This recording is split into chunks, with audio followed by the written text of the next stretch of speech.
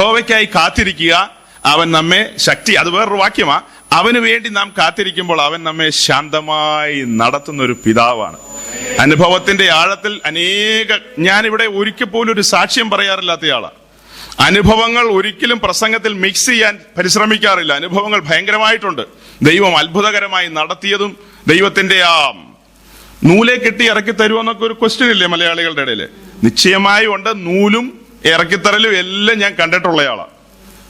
അത് എവിടെ നിന്നാണ് അതിന്റെ അറ്റമൊക്കെ നോക്കിയാൽ അതൊന്നും ചോദിക്കരുത്. അത്രയ്ക്കും സ്നേഹനിധിയായ ഒരു പിതാവ് വലിയ നിലയിൽ നടത്തിയിട്ടുണ്ട്. എന്നാൽ ആ റിലാക്സിൽ, ആ ബോധ്യത്തിൽ, ആ സമാധാനത്തിൽ നിന്നുകൊണ്ട് ശാന്തമായി വചനം പ്രസ്താവിക്കുന്നു. അതുകൊണ്ട് ഇന്നും ചില കാര്യങ്ങൾ നമുക്ക് ചിന്തിക്കേണ്ടതുണ്ട്. സീരിയസ് ആയ കാര്യങ്ങൾ തന്നെയാണ്. ഇനിയും അടുത്ത ദിവസങ്ങളിൽ കർത്താവ് വരാൻ താമസിച്ചാൽ ദൈവം അനുവദിക്കുന്ന പക്ഷം സീരിയസ് ആയ ചില കാര്യങ്ങളിലേക്ക് കടക്കും.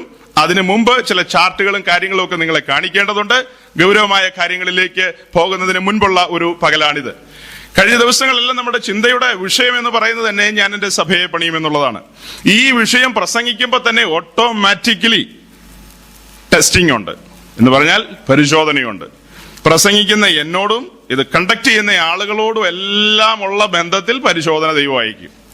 ഒരു കാര്യമില്ലാത്ത നിലയിൽ ദൈവം പരിശോധന അയക്കും. നമ്മളൊന്ന് ചിന്തിക്കും, ഇപ്പോ എന്തിനാണ് ഇങ്ങനെയൊക്കെ എന്നൊക്കെ നമ്മൾ ചിലപ്പോൾ ചിന്തിച്ചു കളയും.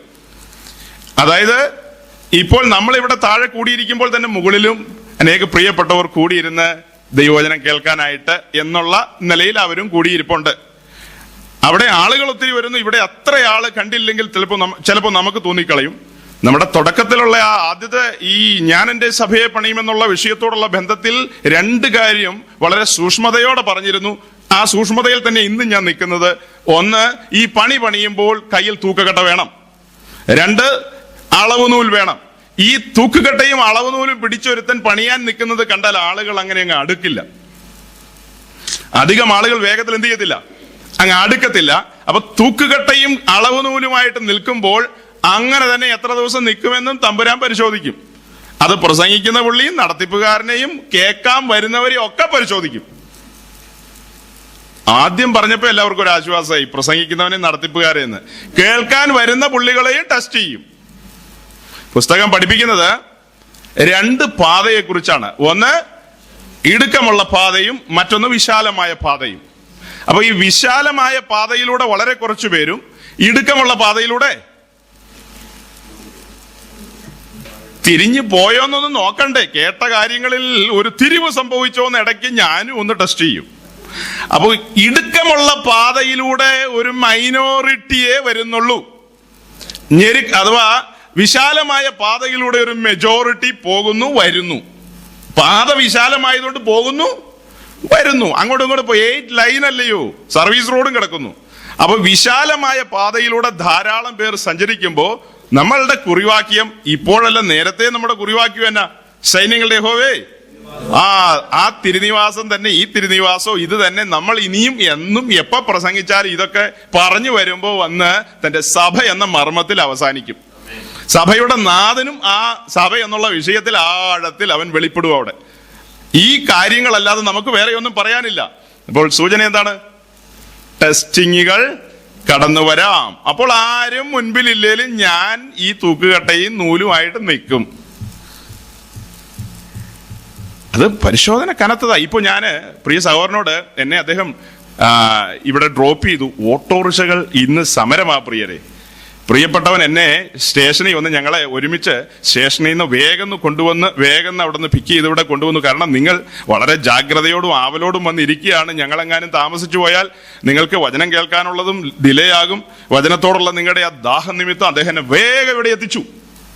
അപ്പോൾ ഈ യാത്രയിൽ ഞങ്ങൾ തമ്മിൽ ഇങ്ങനെ ചില മിനിറ്റുകൾ ഇങ്ങനെ സംസാരിച്ച കൂട്ടത്തിൽ ചിലതെല്ലാം പറഞ്ഞു. ആ പറഞ്ഞ കൂട്ടത്തിൽ ഒരു കാര്യമാണ്, നമ്മെ പരിശോധിക്കും ദൈവം. ആ പരിശോധനകളിൽ വെളിയിൽ, അതായത് അതിൽ ജയം കൊണ്ട് പുറത്തു വന്നെങ്കിൽ മാത്രമേ പിതാവ് നമ്മിൽ സംപ്രീതരാകുന്നുള്ളൂ. പരിശോധനകളിലൂടെ കടന്നു പോകാതെ ചുമ്മാ പോയി കഴിഞ്ഞാൽ നമ്മുടെ വിശ്വാസം ടെസ്റ്റ് ചെയ്യണം. അങ്ങനെ ടെസ്റ്റ് ചെയ്യുമ്പോൾ ചിലപ്പോൾ ആരും മുൻപിൽ ആളുകളുടെ എണ്ണം ചിലപ്പോൾ കുറഞ്ഞു പോകാം, പലതും സംഭവിക്കാം. അപ്പോഴും സ്റ്റേണായി സത്യത്തിന് വേണ്ടി നിന്നാലുണ്ടല്ലോ, തമ്പുരാൻ ആഗ്രഹിക്കുന്ന തന്റെ നക്ഷത്രങ്ങളെ മുൻപിൽ കൊണ്ടുവരും. ഈ നക്ഷത്രങ്ങളുടെ സബ്ജക്റ്റ് എന്നാ വന്നത് ഓർക്കുന്നുണ്ടോ? കഴിഞ്ഞ ആഴ്ച നമ്മൾ സംസാരിച്ചാണ്. കഴിഞ്ഞ ആഴ്ചത്തെ നമ്മൾ സംസാരിക്കണ്ട, ഞങ്ങൾ തമ്മിൽ ഇപ്പൊ ഇത് ഡിസ്കസ് ചെയ്തോളൂ, ബാക്കിയുള്ളവരോടാണ്. കഴിഞ്ഞ ആഴ്ച നമ്മൾ സംസാരിച്ച് അവസാനിപ്പിക്കുകയായിരുന്നു. അബ്രഹാമിന് ദൈവം ഒരു വലിയ വാഗ്ദത്തം കൊടുത്തു, ഒരു പ്രോമിസ് കൊടുത്തു. ഞാൻ നിന്റെ സന്തതിയെ ഈ പറയുന്ന പോലെ മണൽ പോലെ, അത് എബ്രായ ലേഖനത്തിലുണ്ട്, കടൽക്കരയിലെ മണൽ പോലെ വർദ്ധിപ്പിക്കും, മറ്റൊന്ന് ആകാശത്തിലെ നക്ഷത്രങ്ങൾ പോലെ വർദ്ധിപ്പിക്കും. അപ്പോൾ അതിന് ഞാനൊരു സൂചന പറഞ്ഞു. കടൽക്കരയിലെ മണൽത്തരികൾ എന്നുള്ള ആശയം വരുന്നത് അത് ഇസ്മായിലിനുള്ള അനുഗ്രഹമാണ്. ഇസഹാക്കിന്റെ സന്തതിക്ക് വേണ്ടി വരുന്നത് നക്ഷത്രങ്ങളുടെ കാര്യമാണെന്ന്. എന്നാൽ ഇന്ന് ആ വെളിപ്പാടിന്റെ മറ്റൊരു ആംഗിളിൽ നിന്ന് ഒന്നുകൂടെ പറയുന്നു. ഒരു വചനത്തിന് വെളിപ്പാട് നമുക്ക് ലഭിക്കും. ആ വെളിപ്പാടിന് ഒന്നിലധികം ആംഗിളുകൾ എന്ന് പറഞ്ഞാൽ ഇവിടെ നിന്ന് ഇങ്ങനെ പറയുമ്പോൾ മാറി നിന്നും പറയുന്നു എന്നർത്ഥം. അത് ഞാൻ ഫിലിപ്പി ലേഖനത്തിന്റെ കാര്യം കഴിഞ്ഞ ആഴ്ച സൂചിപ്പിച്ചു.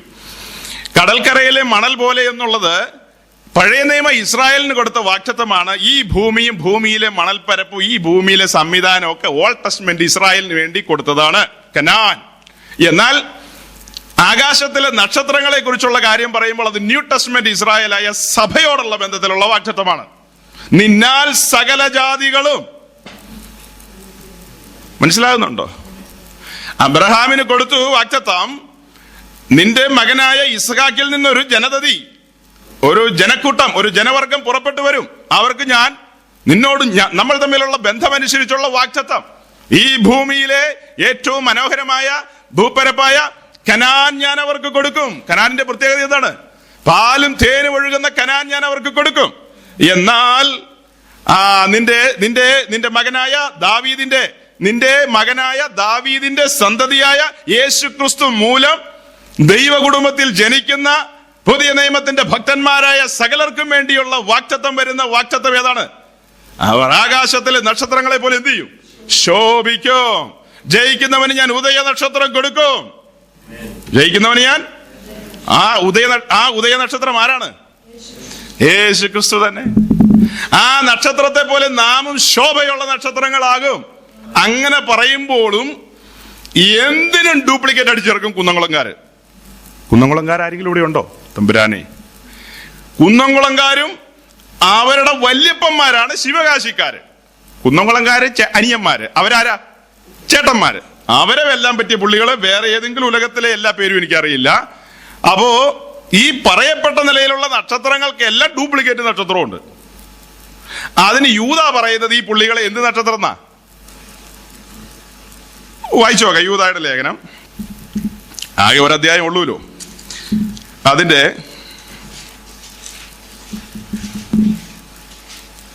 12-ാം വാക്യം, 12ഉം 13ഉം വേണ്ട, 13 മാത്രം വായിച്ചാൽ മതി സമയത്തിന്റെ. തങ്ങളുടെ നാണക്കേട് നുരച്ചു തള്ളുന്ന കൊടിയ കടൽ തിരകൾ, സദാകാലത്തേക്കും അന്ധതമസ് സൂക്ഷിച്ചു വെച്ചിരിക്കുന്ന വക്രഗതിയുള്ള നക്ഷത്രങ്ങൾ തന്നെ. ഈ ഒരു വാക്യം കൊണ്ട് ക്ലിയർ ആകത്തില്ല കേട്ടോ. ഇതങ്ങ് മുകളിൽ നിന്ന് അങ്ങ് വായിച്ചു വന്നെങ്കിലേ ഈ കാര്യം ക്രമീകൃതമായിട്ട് മനസ്സിലാകത്തുള്ളൂ. എന്നാൽ ഈ ഒറ്റ വാക്ക് കൊണ്ട് പിന്നീട് നോക്കാം, സമയവും കാര്യങ്ങളൊക്കെ ഉണ്ടെങ്കിൽ ചിന്തിക്കാം, അല്ലെങ്കിൽ പിന്നെ എപ്പോഴെങ്കിലും ചിന്തിക്കാം. വക്രഗതിയുള്ള നക്ഷത്രങ്ങൾ, അങ്ങനെയുള്ള നക്ഷത്രങ്ങളും ഇടപാടുകളും ലോകത്തിലുണ്ട്. പെട്ടെന്ന് കാണുമ്പോൾ നക്ഷത്രമാണെന്ന് ഓർത്ത് എന്ത് ചെയ്യരുത്? ഒരു സല്യൂട്ട് അങ്ങ് കൊടുത്തു പോകരുത്. അപ്പൊ പ്രസംഗത്തിനിടയ്ക്ക് ഞാനിങ്ങനെ അതും ഇതും ഒക്കെ രംഗത്ത് കൊണ്ടുവരും. ഞാൻ നിങ്ങളുടെ മുഖത്തേക്ക് നോക്കും, കാരണം എനിക്ക് നിങ്ങളുടെ മുഖത്ത് നിന്ന് വായിച്ചെടുക്കണം, ആൻസറുകൾ വായിച്ചെടുക്കണം. നമ്മൾ സാധാരണ കേട്ടിരിക്കുന്ന ഒരു സംവിധാനം എന്ന് പറയുന്നത് പോസ്റ്റർ നിന്ന്, അല്ലെങ്കിൽ പാസ്റ്റർ അല്ലല്ലോ, മെഗാ പ്രീച്ചർ നിന്നുകൊണ്ട് പ്രീച്ച് ചെയ്യുന്നു ഭയങ്കരമായിട്ട്. നമ്മൾ അതിങ്ങനെ വാങ്ങിക്കൊണ്ട് അങ്ങ് പോകുന്നു. പിന്നെ ആരും തമ്മിൽ എന്തില്ല, പ്രത്യേകിച്ചൊരു ബന്ധമൊന്നുമില്ല. പിന്നെ ഈ മെഗായുടെ മൊബൈൽ നമ്പർ എങ്ങാനും നമ്മൾ ഒപ്പിച്ചെടുത്തു കഴിഞ്ഞാൽ മെഗായുമായിട്ട് നമ്മൾ മൊബൈലിൽ ഒരു സന്ധി സംഭാഷണത്തിലൊക്കെ എത്തും ചിലരൊക്കെ. അങ്ങനെ ആ സന്ധി ബന്ധങ്ങളും പരിപാടികളൊക്കെ ആയിട്ട് ഇരിക്കുന്നതിനിടയ്ക്ക് ഈ മെഗാ ചിലപ്പോൾ നമ്മളുമായിട്ട് ഒരു ടച്ചിലേക്ക് വരും. അങ്ങനെ നമ്മുടെ അപ്പാർട്ട്മെന്റ് എത്രാമത്തെ നിലയാണെങ്കിലും ലിഫ്റ്റ് ഉള്ളത് കൊണ്ട് ഈ മെഗകളൊക്കെ ചിലപ്പോൾ ഒന്ന് ലാൻഡ് ചെയ്ത് കഴിയുമ്പോൾ അങ്ങനെ ലിഫ്റ്റിൽ കയറി നമ്മുടെ അപ്പാർട്ട്മെന്റിന്റെ മുകളിലേക്ക് വരും. അങ്ങനെ വീട്ടിൽ പ്രത്യേക ഒരു വിടുതലിൻ്റെതായ ഒരു ശുശ്രൂഷകളൊക്കെ ചിലപ്പോൾ തരും. പീരിമേഡിൽ ഒരുത്തൻ അങ്ങനെ ചെയ്തു. അവൻ ഒരു സ്വർഗീയമായ വിരുന്നങ്ങ് കൊടുത്തു. ഒരു കുടുംബം തകർന്ന് തരിപ്പണമായി പോയി.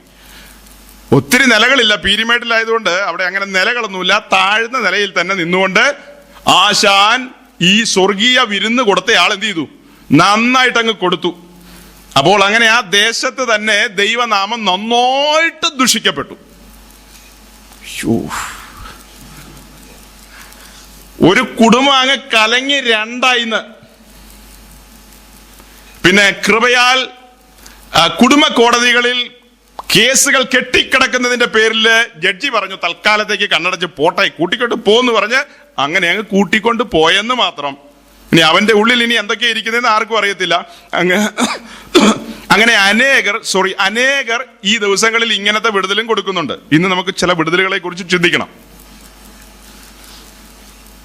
അതുപോലെ സാമ്പത്തിക വിടുതലുകൾ അനേകർ കൊടുക്കുന്നുണ്ട്. പീരിമേട്ടിൽ, ആ സ്ഥലം എവിടെയാ ഭാഷേ? പീരിമേടോ പാമ്പനാറോ? പാമ്പനാർ, പീരിമേട് ആ ഭാഗത്ത് കുറെ ശുശ്രൂഷകർ, തമിഴ്ക്കാരാ കൂടുതലും, മലയാളികളും ഉണ്ട് ആ കൂട്ടത്തിൽ. ഈ കക്ഷികളെല്ലാം കൂടെ കൂടി ആളുകൾക്ക് സാമ്പത്തിക വിടുതലുകൾ കൊടുത്തു. 1000 രൂപ നിക്ഷേപിച്ചാൽ, ഏലപ്പാറ 1000 രൂപ ഒരു പ്രത്യേക കാര്യത്തോടുള്ള ബന്ധത്തിൽ നിക്ഷേപിച്ചാൽ 1 ലക്ഷം രൂപയ്ക്ക് അടുത്ത് മറ്റോ വീട് വെക്കാൻ തരും. അങ്ങനെ ആളുകൾ കുറച്ചുപേര് 1000 രൂപ കൊടുത്തു. ഭംഗിയായിട്ട് 1 ലക്ഷം രൂപ കിട്ടി. പിന്നത്തേതിൽ ഇങ്ങനെ ധാരാളം പേരങ്ങ് കൊടുത്തു കഴിഞ്ഞപ്പോൾ ഉണ്ടല്ലോ, ചില്ലറ പിന്നെ വന്നില്ല. അങ്ങനെ ഈ പൈസ എല്ലാമായിട്ട് അവരങ്ങ് പതിയെ അങ്ങ് മുങ്ങി അങ്ങ് പോയി. അങ്ങനെ പോലീസായി, കോടതിയായി, കേസായി. ഇപ്പൊ ഉപദേശിമാര് 3 എണ്ണം അകത്തുണ്ട്. അങ്ങനെ ദൈവനാമം അസാരം അവിടെ എന്ത് ചെയ്തിട്ടുണ്ട്? ദുഷിച്ചിട്ടുണ്ടോ ഇല്ലയോ എന്ന് നിങ്ങൾ പരിശോധിക്കുക. ഇതാണ് ഈ വക്രഗതിയുള്ള നക്ഷത്രങ്ങൾ. പെട്ടെന്ന് നോക്കുമ്പോൾ നമുക്ക് തോന്നി എന്താന്ന്, ഈ നക്ഷത്രമാണ് തോന്നി പോകും പ്രിയരേ.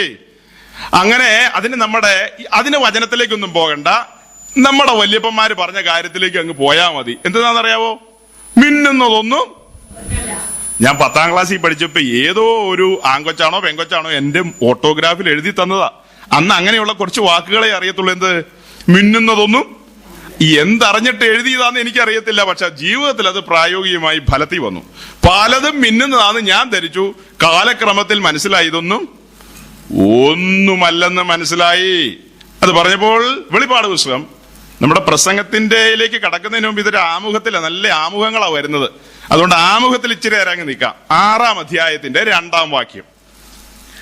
വെളിപ്പാട് പുസ്തകം 6-ാം അധ്യായത്തിന്റെ 2-ാം വാക്യം. അത് ഈ നക്ഷത്രവും വക്രഗതിയുള്ള നക്ഷത്രം പറഞ്ഞപ്പോ ഓർമ്മ വന്നതാ. അപ്പോൾ ഞാൻ ഒരു വെള്ളക്കുതിരയെ കണ്ടു. എപ്പോൾ? അപ്പോൾ അതിന്മേൽ ഇരിക്കുന്നവന്റെ കയ്യിൽ ഒരു വില്ലുണ്ട്. അവന് ഒരു കിരീടവും ലഭിച്ചു. അവൻ ജയിക്കുന്നവനായും ജയിപ്പാനായും പുറപ്പെട്ടു. കേട്ടല്ലോ? ആരാ സഹോദരങ്ങളെ ഈ കാണുന്ന? എന്താണ്? ഞാനൊരു വെള്ളക്കുതിരയെ കണ്ടു. കറുത്ത കുതിരയാണോ? വെള്ളക്കുതിരയെ കണ്ടു. അതിന്മേൽ ഇരിക്കുന്നവന്റെ കയ്യിൽ ഒരു വില്ലുണ്ട്. അവനൊരു കിരീടവും ലഭിച്ചു. അവൻ ജയിക്കുന്നവനായും ജയിപ്പാനായും പുറപ്പെട്ടു. ഈ വെള്ളക്കുതിരപ്പുറത്തിരിക്കുന്നവൻ ആരാണ്? പറഞ്ഞോ? അയ്യോ, ഈ സാറ് കുംഭസാര രഹസ്യങ്ങളൊന്നും പുറത്തു പറയില്ല കേട്ടോ. എന്ത് പറഞ്ഞാലും ഞാൻ സ്റ്റോക്ക് ചെയ്തോളാം. ഒന്നും എന്ത് ചെയ്തില്ല. കുംഭസാര രഹസ്യങ്ങൾ കപ്പ്യാരന്മാര് ചിലപ്പോ പറയുമായിരിക്കും, അച്ഛന്മാര് പറയത്തില്ല. അപ്പോ ഈ വെള്ളക്കുതിര ആരാണ്? ഈ വെള്ളക്കുതിര ആരാണ്? അവരെ വേറെ ആരുമല്ല, സാക്ഷാൽ ആന്റി ക്രൈസ്റ്റ് എന്ന് പറയുന്ന എതിർ ക്രിസ്തുവാണ് ഇപ്പൊ വായിച്ച പുള്ളി. വെള്ളയാണല്ലോ എന്ന് ധരിച്ചിട്ട് ഇളകിപ്പോകരുത്. അനേകർ വെള്ളയിലാണ് ഇളകിപ്പോകുന്നത്. വെള്ളയിലൊന്നും വലിയ കഥയില്ല സഹോദരങ്ങളെ. വെള്ളയെ കുറിച്ചൊക്കെ നമുക്ക് ഒത്തിരി ആഴത്തിൽ പറയേണ്ടതുണ്ട്. പറയും, പിന്നെയും പറയും, പറഞ്ഞുകൊണ്ടേയിരിക്കും. വെള്ള വളരെ മനോഹരമാണ്, ഞാനത് ഇഷ്ടപ്പെടുന്നു. ഞാനും അത് തന്നെയൊക്കെ ഇടാറ് പലപ്പോഴും. വെളിപ്പാട് ദിവസം 19-ാം അധ്യായത്തിന്റെ 11-ഉം 12-ഉം വാക്യങ്ങൾ. അനന്തരം സ്വർഗം തുറന്നിരിക്കുന്നത് ഞാൻ കണ്ടു. ഒരു വെള്ളക്കുതിര പ്രത്യക്ഷമായി. അതിന്മേൽ ഇരിക്കുന്നവന് വിശ്വസ്തനും സത്യവാനും എന്നു പേർ. അവൻ നീതിയോടെ വിധിക്കുകയും പോരാടുകയും ചെയ്യുന്നു. അവന്റെ കണ്ണ് അഗ്നിജ്വാല, തലയിൽ അനേകം രാജമുടികൾ. എഴുതിയിട്ടുള്ള ഒരു നാമവും അവനുണ്ട്. അത് അവനല്ലാതെ ആർക്കും അറിഞ്ഞുകൂടാ. ഈ വെള്ളക്കുതിരപ്പുറത്ത് വരുന്ന പുള്ളി ആരാ? അപ്പൊ രണ്ടും പുള്ളികളും വരുന്നത് എന്ത് കുതിരയിലായിട്ടാണ് നമുക്ക് തോന്നുന്നു ഒറ്റ നോട്ടത്തില്? രണ്ടും കുതിരയൊക്കെ വെള്ള തന്നെയാണ്. പക്ഷെ ആദ്യത്തെ പുള്ളിയുടെ തലയിൽ ഒരു കിരീടമേ ഉള്ളൂ. ഇവിടെ കിരീടങ്ങളാണ്. അനേകം രാജമുടികൾ എന്ന് മലയാളത്തിലുണ്ട്. കിരീടങ്ങൾ, അനേകം കിരീടങ്ങളായിട്ട് അവനിങ്ങ് വരികയല്ലയോ. ഒരു അസാധാരണ വരവാണ് വരുന്നത്. ഈ വരുന്ന വരവെന്ന് പറയുന്നത് ഇത് അശ്വാരൂഢനായി വരുന്ന വരവാണ്. അതിനു മുമ്പ് ഒരു വരവ് വരും, മേഘാരൂഢനായി വരും. അതെന്തിനു വരുന്നതാ? അതെന്തിനു വരുന്നതാ? അത് സഭ എടുക്കാൻ വരുന്നതെന്ന് പറയുമ്പോ സഭ എന്താന്ന് നമ്മൾ മനസ്സിലാക്കട്ടെ. ശരിക്കും സഭ എന്താന്ന് മനസ്സിലാക്കാതെ ചുമ്മാ ലിഫ്റ്റ് കാണുന്നിടത്തൊക്കെ വിരല് കുത്തിയിട്ട് മുകളിലേക്കും താഴേക്കും ഒക്കെ കയറിയ കാര്യം നടക്കത്തില്ല. സഭ എന്താന്നുള്ള മർമ്മമായി ഇപ്പൊ പറയാൻ തുടങ്ങുന്നത്, പറഞ്ഞുകൊണ്ടിരിക്കുന്നു, ഇനിയും പറയുന്നതിന്റെ മുമ്പിൽ ചിലപ്പോൾ ഒരു ലിഫ്റ്റ് ഇരിപ്പുണ്ടാവും. അങ്ങനെ കാണുന്ന ലിഫ്റ്റിലൊക്കെ പോയി വിരല് വെച്ചിട്ട് കയറി പോയി കഴിഞ്ഞാൽ ഉണ്ടല്ലോ, അത് രണ്ടാമത്തെ തട്ട്, ഇത് വേറൊരു തട്ട്. അബ്രഹാം എന്തെന്നാ പറഞ്ഞത് ധനവാനോട്? ആ തട്ടിൽ കിടക്കുന്നവർക്ക് ഈ തട്ടിലേക്കും, ഈ തട്ടിൽ കിടക്കുന്നവർക്ക് ആ തട്ടിലേക്കും വരാൻ പറ്റില്ല, നടുവിൽ ഒരു ഗർത്തമുണ്ട്. അങ്ങനെയല്ലേ പറഞ്ഞേ? ഈ ഗർത്തം എന്നും ഇങ്ങനെ തന്നെ പോകത്തുള്ളൂ. ഇത് രണ്ടും കൂടെ ഒരിക്കലും എന്ത് ചെയ്യുന്നില്ല, ചേർന്ന് പോകാൻ പറ്റുമോ സഹോദരങ്ങളെ? രണ്ടു തരം വിത്ത് എന്ത് ചെയ്യാൻ പാടില്ല, അങ്ങനെ കൂട്ടി വിതയ്ക്കാൻ പാടില്ല. രണ്ടു തരം വിത്ത് വിതയ്ക്കാൻ പാടില്ല. രണ്ടു തരം നൂലുകൾ, അതായത് രണ്ട് നിലയിലുള്ള നൂലുകൾ ചേർത്ത് തുന്നിയെടുക്കാൻ പാടില്ല.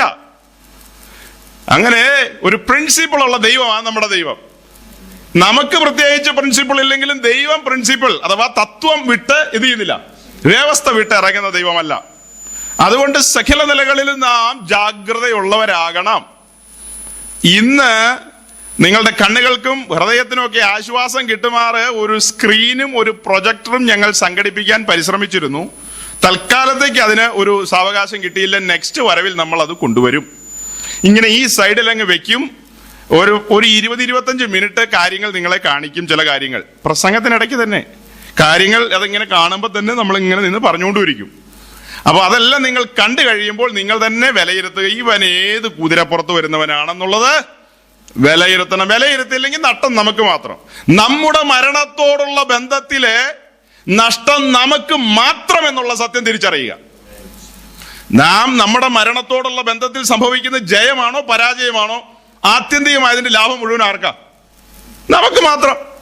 അതുകൊണ്ട് എന്റെ മരണത്തോടുള്ള ബന്ധത്തിലുള്ള കാര്യങ്ങൾ ഈ ഭൂമിയിൽ നിന്ന് പോകുന്നതിന് മുമ്പ് പെർഫെക്റ്റ് ആണോ എന്ന് പറഞ്ഞാൽ, പെർഫെക്ഷൻ എന്നുള്ള വിഷയത്തിലേക്ക് വരുന്നതിന് മുമ്പ് തന്നെ നമ്മുടെ തുടക്കത്തിൽ ഈ ഞാൻ എന്റെ സഭയെ പണിയുമെന്നുള്ള വിഷയത്തോടുള്ള ബന്ധത്തിലെ രണ്ട് കാര്യം. ഒന്ന്, വലിയവനായ ദൈവം ഒരു പണി പണിയുന്നു, അത് കല്ലുകൊണ്ടാണ്. മറു സൈഡിൽ മനുഷ്യർ പണിയുന്നു, ആ പണി ഇഷ്ടിക കൊണ്ടാണ്. അത് തിരിച്ചറിയാതിരിക്കാൻ അവർ പശമണ്ണ് കുമ്മായമായിട്ട് പൂശിക്കൊണ്ടൊരു പൂശുന്നു. ആരവാരവങ്ങൾ ഉണ്ടാകാം, ശബ്ദമുണ്ടാകാം, വലിയ ഹൈ ഡെസിമലിലായിരിക്കും ശബ്ദം പുറപ്പെടുവിക്കുന്നത്. ശബ്ദമല്ല അളവുകോല്. അളവുകോല് പിന്നെ എന്തുവാ? ഈ തിരുവചനമാണ് അളവുകോൽ. ശബ്ദം പ്രൊഡ്യൂസ് ചെയ്യുന്നതല്ല. അങ്ങനെയാണ് നമ്മളെക്കാൾ കൂടുതൽ നന്നായിട്ട് ശബ്ദം പ്രൊഡ്യൂസ് ചെയ്യുന്ന ആളുകളുണ്ട്. ശബ്ദമാണ് മാനദണ്ഡമെങ്കിൽ അവർക്ക് അവാർഡ് കൊടുക്കേണ്ടി വരും. പറഞ്ഞു മനസ്സിലായോ? ശബ്ദമല്ല അളവുകോൽ അല്ലെങ്കിൽ മാനദണ്ഡം, വിശുദ്ധ ലിഖിതമാണ് അളവുകോൽ. അതുകൊണ്ട് സകല കാര്യങ്ങളും നാം ശോധന ചെയ്യണം സഹോദരങ്ങളെ. നാം വഞ്ചിക്കപ്പെടാനുള്ള സാധ്യത വളരെ അധികമാണ്. കാരണം യുഗങ്ങളെ കുറിച്ചെല്ലാം പഠിക്കുമ്പോൾ ഏറ്റവും ശ്രേഷ്ഠമായ യുഗത്തിലാണ് നാം ഒന്ന് വസിക്കുന്നത്, കൃപായുഗത്തിൽ അഥവാ സഭായുഗത്തിൽ. ഇതിന് മുൻപുള്ള യുഗങ്ങൾ മനസാക്ഷി യുഗമുണ്ടായിരുന്നു, അതിനുശേഷം ന്യായപ്രമാണ യുഗം വന്നു. ഈ യുഗങ്ങളിലൊക്കെ നല്ല ഭംഗിയായിട്ട് അവരെല്ലാം ടെസ്റ്റ് ചെയ്തിട്ടുണ്ട്, പരിശോധിച്ചിട്ടുണ്ട്. കൃപായുഗത്തിലെ പരിശോധന അന്നത്തേതിന്റെ ഡബിൾ ആയിരിക്കും. കാരണം അവർക്കാർക്ക് ലഭിക്കാത്ത ഉന്നത പദവിയുടെ ഉടമകളാണ് ഇപ്പോൾ എന്നെ കേൾക്കുന്നത്. അവർക്കാർക്കും ലഭിക്കാത്ത അല്ലെങ്കിൽ അവരെ ഒന്നും കാണാത്ത ഉന്നതമായ ഒരു പദവിക്ക് വേണ്ടി പിതാവായ ദൈവം കണ്ടിട്ടുള്ളവരാണ് ഈ സന്ധിക്ക് തിരുവചനം കേൾക്കാൻ ഇവിടെ ഒത്തുകൂടിയിരിക്കുന്നത്. ആയതുകൊണ്ട് ആ പറയപ്പെട്ട കിരീടങ്ങൾക്കും പറയപ്പെട്ട നിലയിലുള്ള സിംഹാസനത്തിലേക്കും അവർ കടന്നു വരണമെങ്കിൽ അതിനു മുമ്പ് നന്നായിട്ടൊരു പരിശോധനയും പരീക്ഷയൊക്കെ ഉണ്ട്. IAS പരീക്ഷ അത് കേട്ടിട്ടില്ലേ? അതുപോലെ നമ്മെ ഈ കാര്യങ്ങളോടുള്ള ബന്ധത്തിൽ ടെസ്റ്റിങ്ങിന് ദൈവം വിധേയമാക്കും. എഫേസ്യ ലേഖനം അങ്ങനെ തന്നെയാണ് പറയുന്നത്.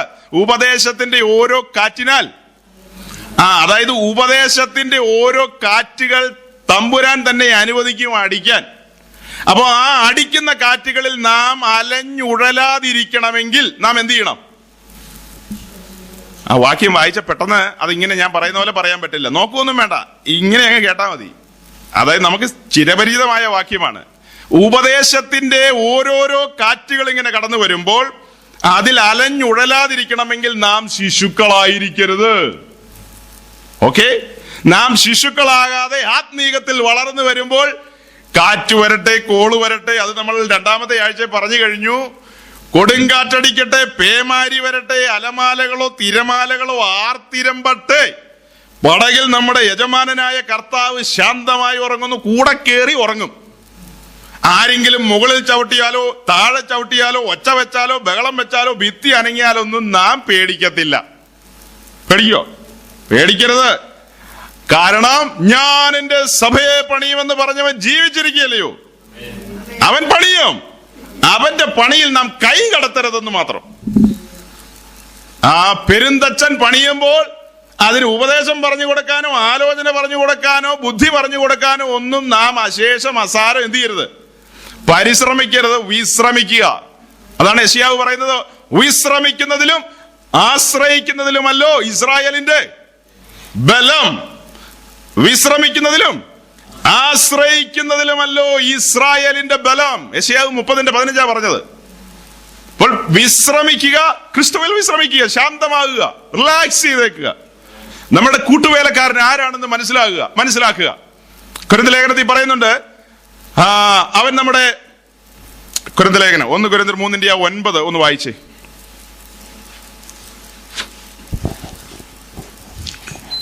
ഞങ്ങൾ ദൈവത്തിന്റെ കൂട്ടുവേലക്കാർ, നിങ്ങൾ ദൈവത്തിന്റെ കൃഷി, ദൈവത്തിന്റെ ഗൃഹനിർമ്മാണം.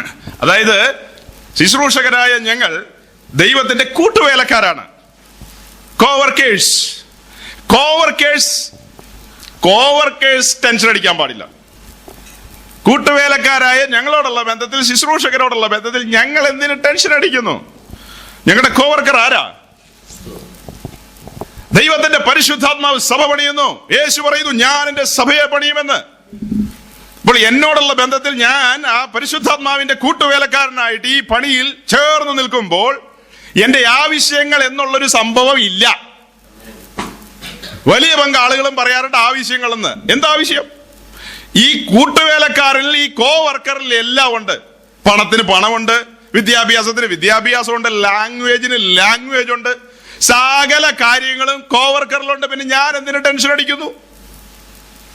പരിശുദ്ധാത്മാവിനാൽ നടത്തപ്പെടുന്ന കാര്യമാണെങ്കിൽ നാം തലവേദനയിലേക്ക് പോകേണ്ട കാര്യമില്ല. പരിശുദ്ധാത്മാവ് വളരെ ശാന്തമായി നടത്തും. നമ്മെ സ്വസ്ഥതയുള്ള സ്വച്ഛതയുള്ള വെള്ളത്തിന് അരികിലേക്കല്ലേ കൊണ്ടുവരുന്നത്. ആ വെള്ളം വളരെ ശാന്തമായി ഒഴുകുകയല്ലേ. ആ ശാന്തമായ വെള്ളത്തിന് അരികിലേക്ക് വരുമ്പോൾ നമ്മിലും ആ ശാന്തത വെളിപ്പെടും. പരിശുദ്ധാത്മാവുമായി വേണ്ട വിധത്തിലുള്ള ഒരു ഫെലോഷിപ്പ് നമുക്കില്ലെന്നുള്ളതാ സത്യം.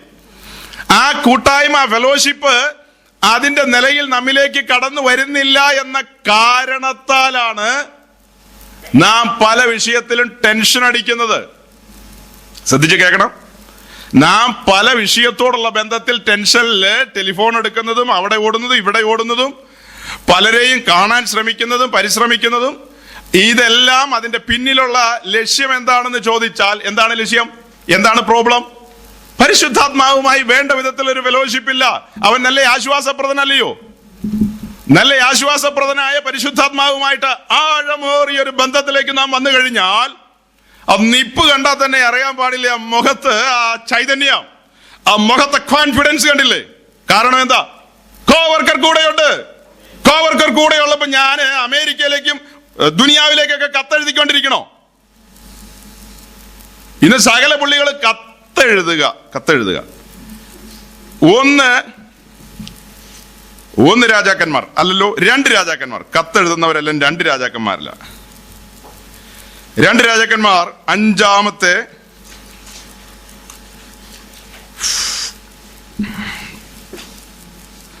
അധ്യായം,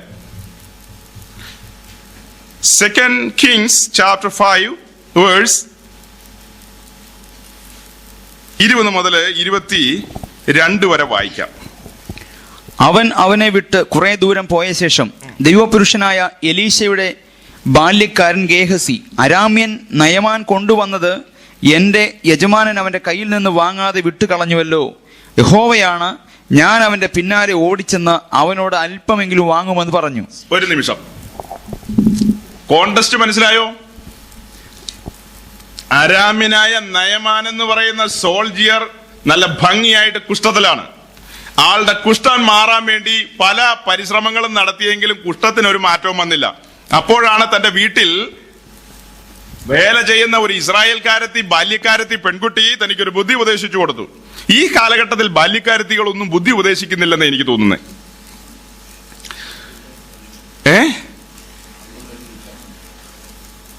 എന്തോ ഒരു ഭയങ്കര ശ്മശാന മൂകത പോലെയുണ്ട്.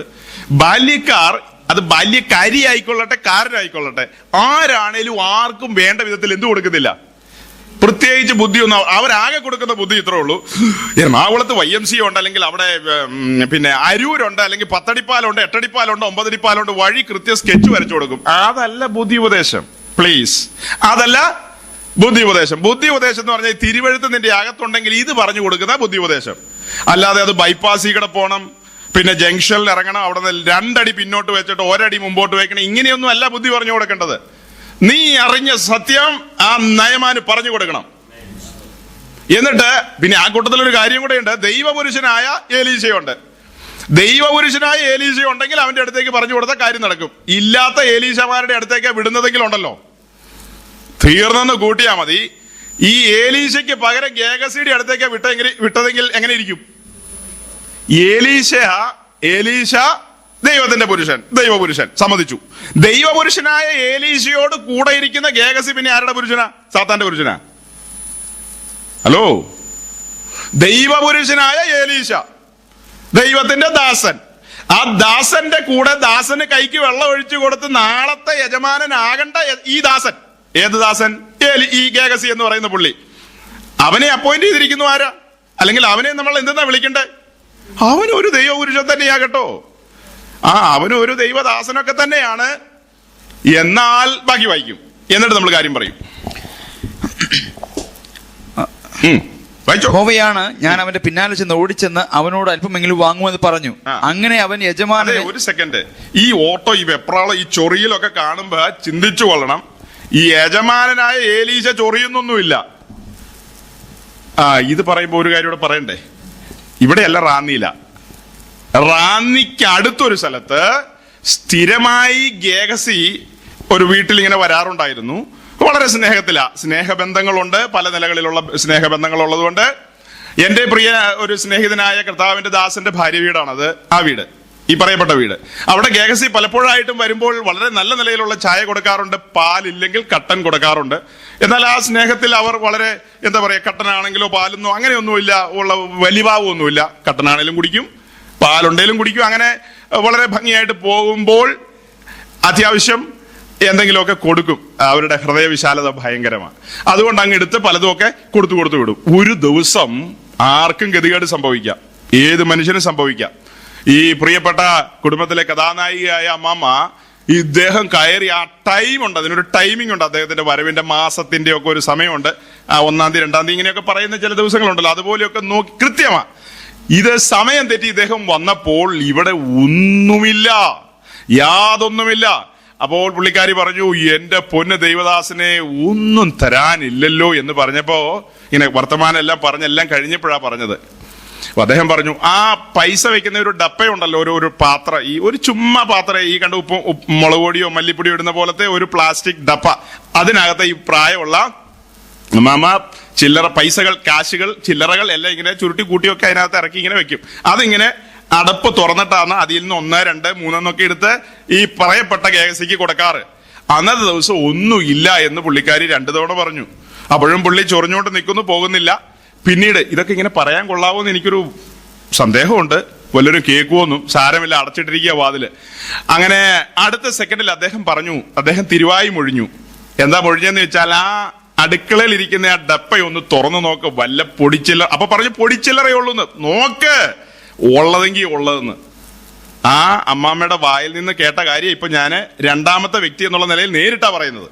കേട്ട് കറങ്ങി ഞാൻ കേട്ടിട്ട് പിന്നെ പറയല്ല, അതിലെ അനുഭവസ്ഥയായ ഈ 1-ാം കക്ഷി എന്ന് പറയില്ലേ, ആ 1-ാം കക്ഷി പറഞ്ഞത് നമ്മൾ കേട്ടത് നിങ്ങൾക്കും തരുന്നു. അങ്ങനെ അത്യാവശ്യം ഗേഹസി ആ ചില്ലറകൾ പോലും വാങ്ങിക്കൊണ്ടാണ് പോയത്.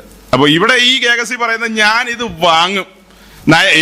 ഏലീശ ഏതായാലും എന്ത് ചെയ്യുന്നില്ല, ഒന്നും വേണ്ടെന്നാ പുള്ളി പറയുന്നത്, ഞാൻ ഏതായാലും വാങ്ങും. ബാക്കി കൂടെ വായിക്കും. അങ്ങനെ അങ്ങനെ അവൻ നയമാനെ പിന്തുടർന്നു. ആ. അവൻ തന്റെ പിന്നാലെ ഓടി വരുന്നത് നയമാൻ കണ്ടപ്പോൾ രഥത്തിൽ നിന്നിറങ്ങി അവനെ എതിരേറ്റു. സുഖം തന്നെയോ എന്ന് ചോദിച്ചു. അതിന് അവൻ, സുഖം തന്നെ. ഇപ്പോൾ തന്നെ പ്രവാചക ശിഷ്യന്മാരിൽ 2 യൗവനക്കാർ എഫ്രയീം മലനാട്ടിൽ നിന്ന് എന്റെ അടുക്കൽ വന്നിരിക്കുന്നു. അവർക്ക് 1 താലന്ത് വെള്ളിയും 2 കൂട്ടം വസ്ത്രവും തരയണമേ എന്ന് പറവാൻ എന്റെ യജമാനൻ എന്നെ പറഞ്ഞയച്ചിരിക്കുന്നു എന്ന് പറഞ്ഞു. കേട്ടോ? ഞാൻ പറഞ്ഞു വന്നപ്പോ നിങ്ങൾക്ക് ചിലപ്പോ കേട്ടപ്പോ ഇതൊക്കെ എന്തിനാ ഇങ്ങനെയൊക്കെ ഈ പ്രസംഗത്തിനിടയ്ക്ക് പറയുന്നതെന്നൊക്കെ തോന്നിക്കാണും. എന്നാൽ ശ്രദ്ധിച്ചു നോക്കുമ്പോ ഈ യജമാനനായ ഏലീശ വായാൽ മനസ്സാൽ അറിയാത്ത കാര്യമാണ് ഈ ഗേഹസി ഇപ്പോ പ്രസന്റ് ചെയ്തിരിക്കുന്നത്. യജമാനൻ പറയുന്നു, എഫ്രൈം മലനാട്ടിൽ നിന്ന് 2 പ്രവാചക ശിഷ്യന്മാർ, ഇവർ BTH പഠിക്കുന്ന, പ്രവാചകന്റെ ബൈബിൾ കോളേജില് പഠിക്കുന്ന ഈ BTH അവിടെ ഒത്തിരി പേര് പഠിക്കുന്നുണ്ട് കേട്ടോ. ഈ പഠിക്കുന്ന ആളുകൾക്ക് 2 എത്ര താലന്താ? 1 താലന്ത് വെള്ളിയും 1 താലന്ത് വെള്ളിയും 2 കൂട്ടം വസ്ത്രവും 2 കൂട്ടം വസ്ത്രവും അത്യാവശ്യം കാര്യങ്ങളൊക്കെ വേണമെന്ന് ധരിപ്പിക്കുകയാണ് ഗേഹസി. അത് ഇന്ന് ഒത്തിരി പേര് അങ്ങനെ ധരിപ്പിക്കുന്നുണ്ട്. ഒത്തിരി പേര് ധരിപ്പിക്കുന്നുണ്ടെന്ന് പറഞ്ഞു കഴിഞ്ഞാൽ ഇങ്ങനെ അവിടെ ഫോട്ടോ എടുക്കുന്നു, ഇവിടെ ഫോട്ടോ എടുക്കുന്നു. പിന്നെ ബൈബിൾ കോളേജിന്റെ ക്യാൻറ്റീനിൽ എല്ലാവരും നിരന്നിരുന്ന് നല്ല ഭംഗിയായിട്ട് ചാപ്പാടടിക്കുന്നു. അപ്പോൾ അതിന്റെ ഫോട്ടോ എടുക്കുന്നു. അങ്ങനെ 100 ഫോട്ടോകൾ എടുക്കുന്നു. അങ്ങനെ ഇതെല്ലാം കൂടെ കൂടി അതിന്റെ ഒരു കവറിംഗ് ലെറ്ററും കൂടെ ഒക്കെ വെച്ച്, ഞങ്ങൾ പണ്ട് ബിസിനസ്സിൽ പറയുന്ന വേർഡ്സ് ആണത്, കവറിംഗ് ലെറ്റർ ഒക്കെ. അങ്ങനെ ഇതിന്റെ കൂട്ടത്തിൽ ഈ ഫോട്ടോയുടെ കൂടെ കവറിംഗ് ലെറ്റർ ഒക്കെ വെച്ച് ഇന്ന ഭാഗത്ത് ഇന്ന കാര്യങ്ങൾ, അവിടെ ഇങ്ങനെ കാര്യങ്ങൾ, ഇവിടെ ഇങ്ങനെ കാര്യങ്ങൾ എന്നൊക്കെ പറഞ്ഞ് അങ്ങോട്ട് എഴുതുന്നു, ഇങ്ങോട്ട് എഴുതുന്നു. ഈ സംവിധാനത്തിന്റെ ഉപജ്ഞാതാവ് ഇവരാരുമല്ല, അത് സാക്ഷാൽ ഗേഹസി തന്നെയാണ്. ഈ എഴുതുന്നവരോ ഇതൊന്നും അല്ല ഇത് കണ്ടുപിടിച്ച് ഇന്നുള്ള പല റവറന്റുമാർ ഇതൊക്കെ ചെയ്യുമ്പോൾ അവരെല്ലാം വിചാരിക്കുന്നത് ഞങ്ങളെ ഇതിന്റെയൊക്കെ കണ്ടുപിടുത്തക്കാരെന്ന്. ഇവരാരുമല്ല ഇത് കണ്ടുപിടിച്ചത്. ഇത് കണ്ടുപിടിച്ചത് സാക്ഷാൽ ഗേഹസി തന്നെയാണ്. അദ്ദേഹത്തിൽ നിന്ന് തലമുറയായി കൈമാറി കിട്ടിയ കാര്യം ഈ ആളുകളെല്ലാം ഫോളോ ചെയ്യുന്നു. എന്തിനാ ഇതെല്ലാം വായിച്ചതെന്ന് മനസ്സിലായോ? ഞാൻ ഇത്ര നേരം ചിന്തിക്കാറുന്നത് ട്രാക്കിലേക്കോട്ട് വരുന്നുമില്ല, ഇങ്ങനെ സൈഡിൽ കൂടെ പോവാണ്. ട്രാക്കിൽ തന്നെയാണ്. ഈ പറയപ്പെട്ട കാര്യങ്ങളൊന്നും ഞാൻ എന്റെ സഭയെ പണിയുമെന്നുള്ള കാര്യവുമായിട്ട് അശേഷം ബന്ധമില്ലെന്ന് പറയാനാ. ജീവനുള്ള ദൈവം ആരെന്നാ വിചാരിച്ചത്? പിച്ചക്കാരനെ പോലെ കൈ നീട്ടുമെന്നാണോ വിചാരിച്ചത്? വെള്ളിയും പൊന്നും എനിക്കുള്ളത്, കാട്ടിലെ മൃഗങ്ങൾ, കടലിലെ മത്സ്യങ്ങൾ, ഭൂമിക്ക് അടിയിലുള്ളത് സകലത്തിന്റെ ഉടയവൻ ഞാൻ. ഞാൻ നിന്നോട് കൈ നീട്ടുമോ? ഞാൻ പണിയും എന്റെ സഭ. അത് പൈസ കൊണ്ടൊന്നുമല്ല പണിയുന്നത്. എന്റെ രാജ്യം ഐഹികമല്ല. ഞാൻ പണിയുന്ന ഒരു കെട്ടിടമല്ല. മീൻസ് കല്ലും മണ്ണും ഇഷ്ടം കൊണ്ട് നാം പണിയുന്ന പോലത്തെ ഇതുപോലത്തെ വിസിബിൾ ആയ ഒരു ബിൽഡിംഗ് അല്ല. ഞാൻ പണിയുന്നത് എന്റെ സഭ ആത്മീയമായൊരു സ്ട്രക്ചറാണ്. ആ ആത്മീയമായ പണി ഞാൻ പണിയുന്നത് അഭിഷേകത്തിന്റെ ലെവലിലാണ്. അഭിഷേകം എന്ന് പറയുമ്പോഴും കോംപ്ലിക്കേഷനാ. അഭിഷേകം ഇന്ന് വഴിഞ്ഞൊഴുകയാണ്, അല്ലല്ലോ കവിഞ്ഞൊഴുകയാണ്. ഇവിടെ വരുന്നതിന് മുമ്പ് ഞാൻ കുറച്ച് ദിവസം ഭിലായിലായിരുന്നു. നന്നായിട്ട് ശ്രദ്ധിച്ച് കേൾക്കണം. അപ്പോൾ അവിടെ ഭിലായിൽ അങ്ങനെ കടന്നു ചെന്ന് ദൈവവചനം പങ്കുവെക്കാനും നമ്മുടെ സിസ്റ്റം അനുസരിച്ച് ചെറിയ കൂട്ടത്തോടൊക്കെ പ്രസംഗിക്കുന്ന എനിക്കങ്ങ് ത്രില്ല്. അപ്പൊ അത് കഴിയുമ്പോൾ അവരൊക്കെ വന്നിട്ട് സാധാരണക്കാർ മനുഷ്യരാകുമ്പോൾ ചോദ്യമൊക്കെ ചോദിക്കും, അല്ലെങ്കിൽ കുശലം പറയും. ഇങ്ങനെയൊക്കെ കൈയൊക്കെ കൊടുത്ത് സ്നേഹത്തോടെ കണ്ടും പിരിഞ്ഞും പിന്നെയും ഒക്കെ കാണാൻ പറ്റുമല്ലോ. പിന്നെയും അവരെ പഠിപ്പിച്ചുകൊണ്ടിരിക്കാം. അവരിങ്ങനെ വളരുന്ന നമുക്ക് കണ്ടുകൊണ്ടിരിക്കാം. അങ്ങനെ വരുമ്പോൾ ഒടുവിൽ അവരെല്ലാം നമുക്ക് പ്രശംസയും കിരീടവും ഒക്കെ ആയിട്ട് മാറുകയല്ലേ. അല്ലെങ്കിൽ പോക്കറ്റ് വീർക്കാമെന്ന് മാത്രം. അങ്ങനെ ഇരിക്കുമ്പോഴാണ് വളരെ വർഷങ്ങൾക്ക് മുമ്പ് ഭിലായി സ്റ്റീൽ പ്ലാന്റ് ഉണ്ട് അവിടെ. 1955 കല്ലിട്ടതാണ്. ഇന്നൊന്നുമല്ല, വളരെ പഴക്കമുള്ള കാര്യമാണ്. അങ്ങനെ അന്ന് കല്ലിട്ട അതിലേക്ക് ധാരാളം മലയാളികൾ അവിടെ കടന്നുപോയി. പിന്നത്തേതിൽ അവരിൽ പലരും തിരിച്ചിങ്ങ് പോകുന്നില്ല, അവിടെ തന്നെ അങ്ങ് കൂടി. അതുകൊണ്ട് കേരളത്തിലെ വ്യാപാരത്തിന്റെ പെരുപ്പം അവർക്ക് പിടികിട്ടാതെ പോയി. ഈ പുള്ളികളൊക്കെ പണ്ട് കാലത്ത് ഭിലായി സ്റ്റീൽ പ്ലാന്റ് എന്ന് പറയുമ്പോൾ സ്റ്റീൽ അതോറിറ്റി ഓഫ് ഇന്ത്യ ഗവൺമെന്റിന്റെ വലിയൊരു സ്ഥാപനമാണ്. ആ ഏറ്റവും വലിയ സ്ഥാപനം, ഇരുമ്പുണ്ടാക്കുന്ന ആ സംവിധാനം, ഒത്തിരി ഫാക്ടറികളുണ്ട്. ബൊക്കാറോയിലുണ്ട്, അവിടെയുണ്ട്, സേലത്തുണ്ട്, പിന്നെ ഇന്ത്യയിൽ പല സ്ഥലത്തും സ്റ്റീൽ അതോറിറ്റി ഓഫ്, അതിനു വേണ്ടി ഒരു ക്യാബിനറ്റ് മിനിസ്റ്റർ തന്നെയുണ്ട്.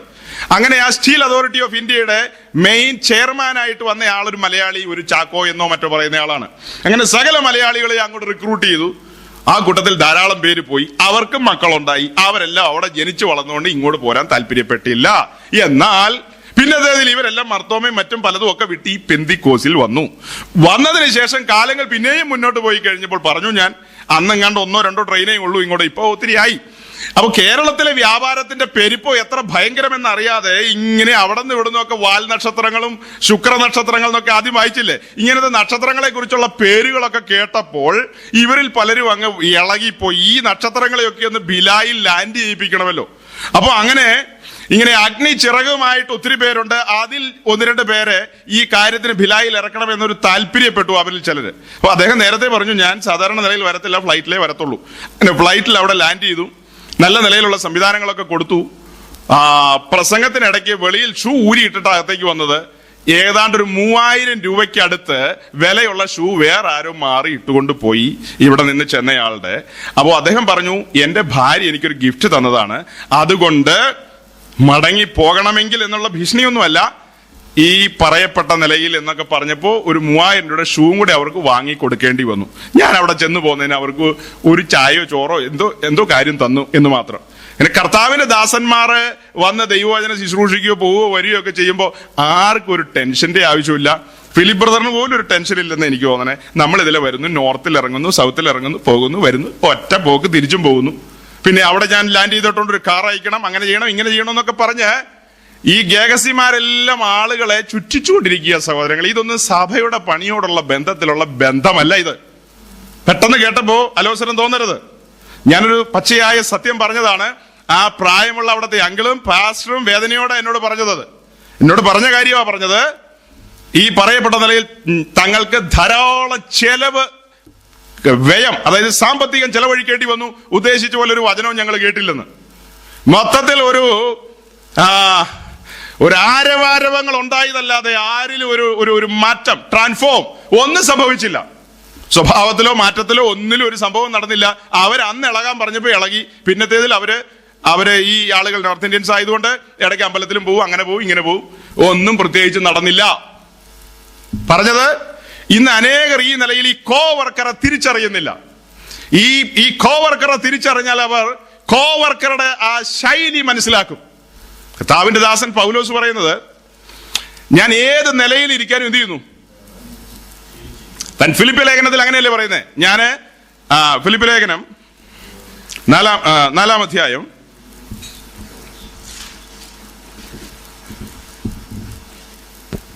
12-ാം വാക്യം. Philippians chapter 4 verse 12. താഴ്ചയിലിരിപ്പാനും സമൃദ്ധിയിലിരിപ്പാനും എനിക്കറിയാം.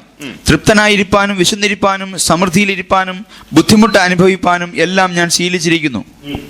എന്നെ ശക്തനാക്കുന്നവൻ മുഖാന്തരം ഞാൻ സകലത്തിനും മതിയാകുന്നു. ഈ പറയപ്പെട്ട കാര്യങ്ങൾ പലർക്കും എന്തുകൊണ്ട് വരുന്നില്ല? സമൃദ്ധിയിലിരിക്കാൻ എല്ലാവർക്കും അറിയാം. അത് കഴിഞ്ഞ് വരുന്ന വാക്ക് എന്തുകൊണ്ട് വരുന്നില്ല നമ്മുടെ ലൈഫിലേക്ക്? നമ്മുടെ ടൈറ്റിൽ എന്താണ്? ഞാൻ എന്റെ സഭയെ പണിയും. ആ സഭ പണിയുടെ ആരംഭം കുറിക്കപ്പെട്ട നമ്മുടെ വാഴ്ത്തപ്പെട്ടവനായ കർത്താവ് ഈ ഭൂമിയിൽ, മീൻസ് പലസ്തീനിന്റെ മണ്ണിൽ, കനാനിന്റെ മണ്ണിലൂടെ തലങ്ങും വലങ്ങും നടന്ന് അത്രമേൽ അധ്വാനിച്ചുകൊണ്ട് ശിഷ്യന്മാർക്ക് താനൊരു മാതൃകയായി, ഒരു മോഡലായി കാണിച്ചു കൊടുത്തില്ലേ? സകലരോടും പ്രിയരെ, സകലരോടും താൻ സുവിശേഷം അറിയിച്ച്, വചനം അറിയിച്ച്, സന്ധ്യയായപ്പോൾ എല്ലാവരും ഊരുകളിൽ അവരവരുടെ ഭവനങ്ങളിലേക്ക് പോയപ്പോൾ യേശു ക്രിസ്തു മലമേലേക്ക് പോവാൻ സ്ഥലമില്ല. താൻ സന്ധ്യയ്ക്ക് രാത്രിയായപ്പോൾ പാർക്കാൻ മലമുകളിലേക്ക് പോയി. എല്ലാവരും അവരവരുടെ വീടുകളിൽ സെക്യൂരിറ്റി ഉള്ള പ്ലേസുകളിലേക്ക് അവർ പോയി, അവരുടെ കംഫർട്ട് സോണുകളിലേക്ക് പോയി. യേശു കംഫർട്ട് സോണുകളിലേക്കല്ല പോയത്. ആ കാര്യങ്ങൾ കണ്ട് അപ്പോസ്തലന്മാർ അവരുടെ ലൈഫ് എടുത്ത് പഠിക്കുമ്പോൾ, പിന്നത്തേതിൽ പൗലോസിനെ നാം സൂക്ഷ്മമായി പഠിക്കുമ്പോൾ, അവരുടെ എല്ലാ ലൈഫിൽ ഒരു വാക്യം കൂടെ വായിക്കാം. First Corinthians chapter 4 verse 11. 1 കൊരിന്ത്യർ 4:11. ഞങ്ങൾ മാനഹീനരത്രേ, ഈ നാഴിക വരെ ഞങ്ങൾ വിശന്നും. ശ്രദ്ധിക്കണം, തന്റെ ശുശ്രൂഷയ്ക്ക് അല്ലെങ്കിൽ താൻ കർത്താവുമായിട്ടുള്ള മുഖാമുഖം ഇറങ്ങിയതിനു ശേഷം 30 വർഷങ്ങൾക്ക് ശേഷം എഴുതുന്ന ലേഖനമാണ്. ഈ നാഴിക വരെ ഞങ്ങൾ വിശന്നും ദാഹിച്ചും. ഞങ്ങൾ വിശന്നും ദാഹിച്ചും ഉടുപ്പാനില്ലാതെയും. അതെന്താ വല്ലോ ശാപമുണ്ടോ? ഈ നാഴിക വരെ ഞങ്ങൾ വിശന്നും ദാഹിച്ചും ഉടുപ്പാനില്ലാതെയും കുത്തുകൊണ്ടും സ്ഥിരവാസം കൂടാതെയും ഇരിക്കുന്നു. സ്ഥിരവാസം, പെർമനന്റ് ഡ്വെല്ലിംഗ് പ്ലേസിൽ എന്നാണ് എഴുതിയിരിക്കുന്നത്. എന്ന് പറഞ്ഞാൽ അതിന്റെ അർത്ഥം എന്താ? സ്ഥിരമായി എനിക്ക് ഒരു പറയപ്പെട്ട നിലയിലുള്ള ഒരു ഷെൽട്ടർ ഇല്ല. മൂവ് ചെയ്തുകൊണ്ടിരിക്കുന്നു. ആ പോകുന്ന സ്ഥലത്തെല്ലാം ക്രിസ്തുവിന്റെ സൗരഭ്യം എന്ത് ചെയ്തുകൊണ്ടിരിക്കുന്നു? പരത്തിക്കൊണ്ടുമിരിക്കുന്നു. അതിനിടയിൽ സമൃദ്ധിയുണ്ട് എന്ന് പറഞ്ഞാൽ സമൃദ്ധി എന്നുള്ളത് ഉദ്ദേശിക്കുന്നത്, പ്രിയരെ, നാം ഉദ്ദേശിക്കുന്ന സോ കോൾഡ് സമൃദ്ധി അല്ല. അതല്ലേ അസാരം നമ്മളിവിടെ പറഞ്ഞു തീർന്നതാ. കുറച്ചൊക്കെ, മുഴുവനായിട്ടില്ല, ഇനിയുണ്ട്. കുറച്ചൊക്കെ പറഞ്ഞു കഴിഞ്ഞു. ഈ സമൃദ്ധി തരും എന്നൊക്കെ പറയുന്ന പുള്ളികൾ എന്തുകൊണ്ട് ഈ പ്രസംഗകരായ ഇവരാരും സമൃദ്ധിയിലേക്ക് വരുന്നില്ല? ഞാൻ ഈ എറണാകുളം പട്ടണത്തിൽ നിന്ന് രണ്ടാമത് ചലഞ്ച് ചെയ്ത സ്ഥലമാണ് ഈ പ്ലാറ്റ്ഫോം. ഇതിനു മുമ്പ് കലൂര് നിന്ന് ചലഞ്ച് ചെയ്തിട്ടുണ്ട്. എറണാകുളത്തും ഭൂതലത്തിലെല്ലാം അനേകർ പറയുന്നു ഈ പറയപ്പെട്ട ഭൗതികമായ മെറ്റീരിയൽ ബ്ലെസ്സിങ്, ആ സമൃദ്ധി യേശു ക്രിസ്തുവിലൂടെ ലഭിക്കുമെന്ന്. ഓക്കെ, സമ്മതിച്ചു. ഇത് പറയുന്ന താങ്കൾ എന്തുകൊണ്ട് ആ സമൃദ്ധിയിലേക്ക് വരുന്നില്ല? താങ്കൾ കൊല്ലം 20 ആയില്ലേ തുടങ്ങിയിട്ട്, അല്ലെങ്കിൽ 30 ആയില്ലേ തുടങ്ങിയിട്ട്, വേണ്ട 10 ആയില്ലേ? എന്തുകൊണ്ട് ഇത്രയും കാലമായിട്ട് ഒരു ഉണക്ക ഓൾട്ടോ കാറി വന്നിട്ടാണ് സമൃദ്ധി പ്രസംഗിക്കുന്നത്? സൗരം മാന്യമായ നിലയിൽ ഈ കാര്യങ്ങൾ അച്ചീവ് ചെയ്തതിന് ശേഷം പറയൂ, ഞാൻ പ്രസംഗിക്കുന്ന എന്റെ ലൈഫിൽ ഇതാ വന്നിരിക്കുന്നു. അതിനുശേഷം പറഞ്ഞാൽ മതി, അതിനു മുമ്പ് പറയണ്ട. ഓ, ഓൾട്ടോയൊന്നും അല്ല എന്റെ, പിന്നെ എന്തുവാ എന്റേത്? 10 ലക്ഷം രൂപ വിലയുള്ള, അല്ലെങ്കിൽ 13 ലക്ഷം രൂപ വിലയുള്ള ഇന്നോവയാണ്. ആയിക്കോട്ടെ, സമ്മതിച്ചു. 13 12 എത്രയാ? ഓക്കെ, 13 ലക്ഷം വിലയുള്ള ഇന്നോവയാണ്, ശ്രേഷ്ഠമാണ്, സമ്മതിച്ചു. സാർ, ആ ഡോർ തുറന്നു ഇറങ്ങിക്കേ. അതിനകത്തിരുന്നല്ലേ സംസാരിക്കുന്നത്? ഒന്ന് ഇറങ്ങി വാ, പുറത്തേക്ക് ഇറങ്ങി വാ പെന്തിക്കോസുകാരൻ സഹോദര. ഇറങ്ങി വന്നിട്ട് ആ കണ്ണ് ശരിക്കും ഒന്ന് തുറക്ക്. ഈ കാറിന്റെ താങ്കൾക്ക് കിട്ടിയെന്ന് പറയുന്ന താങ്കളുടെ ആ ബ്ലെസ്സിങ്ങിന്റെ മുകളിലാണല്ലോ ഇപ്പൊ ഇരിക്കുന്നത്. ആ ബ്ലെസ്സിങ്ങിൽ നിന്ന് ഇറങ്ങി വന്നിട്ട് അതിന്റെ 4 ടയറിലേക്ക് ഒന്ന് നോക്കിയേ. കണ്ടോ? സൂക്ഷിച്ച് വായിക്കുന്നേ. ആ ടയറിൽ എന്താ എഴുതിയിരിക്കുന്നേ? ഒന്നും കണ്ടില്ലേ? സവരം 3 അക്ഷരം എഴുതി വെച്ചിരിക്കുന്ന MRF, മദ്രാസ് റബ്ബർ ഫാക്ടറി. അതാരുടെ ഈ മദ്രാസ് റബ്ബർ ഫാക്ടറി? അത്താഴപ്പണിക്കാരൻ്റെയാ. നീ 13 ലക്ഷം രൂപയുടെ ഒരു കാറിൽ ഇരുന്നുകൊണ്ട് ബ്ലെസ്സിങ്ങിന്റെ മേലെ ഇരിക്കുന്നു എന്ന് പറയുന്നു. ഈ പറയപ്പെട്ട ഈ MRF, എനിക്ക് അവരെ പരിചയമുണ്ട്. വളരെ ക്ലോസ് ആയിട്ടുള്ള ചില ബന്ധങ്ങൾ, ബിസിനസ് ബന്ധങ്ങൾ പണ്ടുണ്ടായിരുന്നു. ആന്ധ്രയിലെ മേടക്കിലുള്ള ഒരു ഒറ്റ ഫാക്ടറിയുടെ മുമ്പിൽ നിൽക്കാൻ പറ്റിയ ആരുണ്ട് ഇവിടെ? ഓർത്തഡോക്സുകാരനാണ്. ആരാണ്? ഓർത്തഡോക്സുകാരാണ് ഈ പറയപ്പെട്ട MRF-കാര്. പോണ്ടിച്ചേരിയിൽ ഒരു ഫാക്ടറി ഉണ്ട്. ഇന്ത്യയിലെ ഏറ്റവും വലിയ ടയർ ഫാക്ടറികളൊന്നാണ് അവരുടെ ഫാക്ടറി. അത്രയും വലിയ കോടീശ്വരന്മാർ ഇവിടെ വിലസിക്കൊണ്ടിരിക്കുമ്പോഴാണ് ഇവിടെ ചുമ്മാ ചില നീർക്കോലികളെ പോലെയുള്ള ആൾക്കാർ പറയുന്നത് ഞങ്ങളും രാജവെമ്പാലയാന്ന്.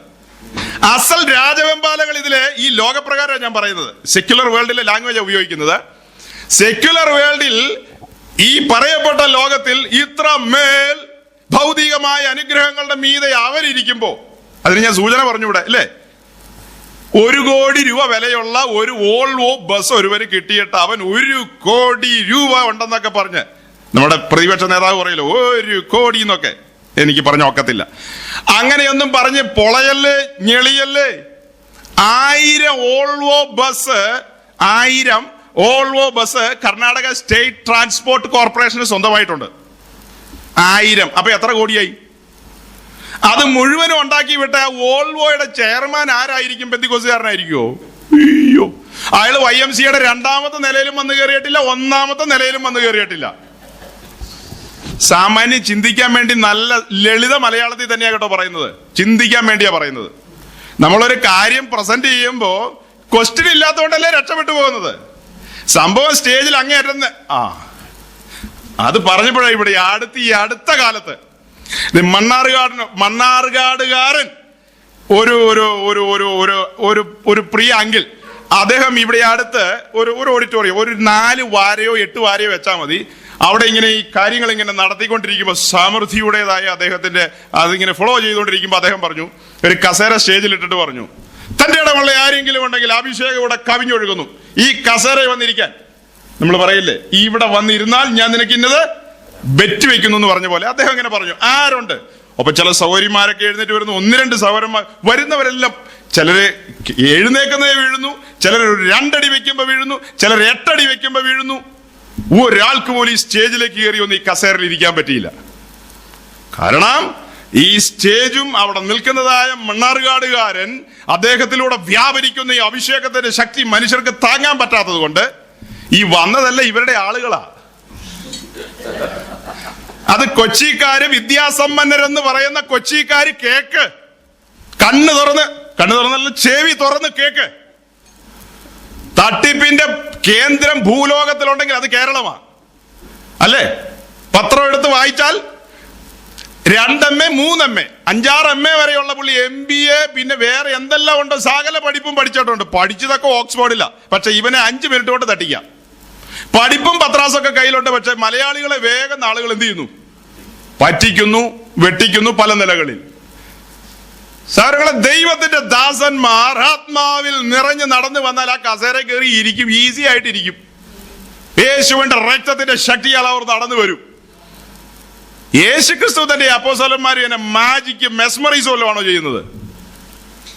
ഞാൻ എന്റെ സഭയെ പണിയും.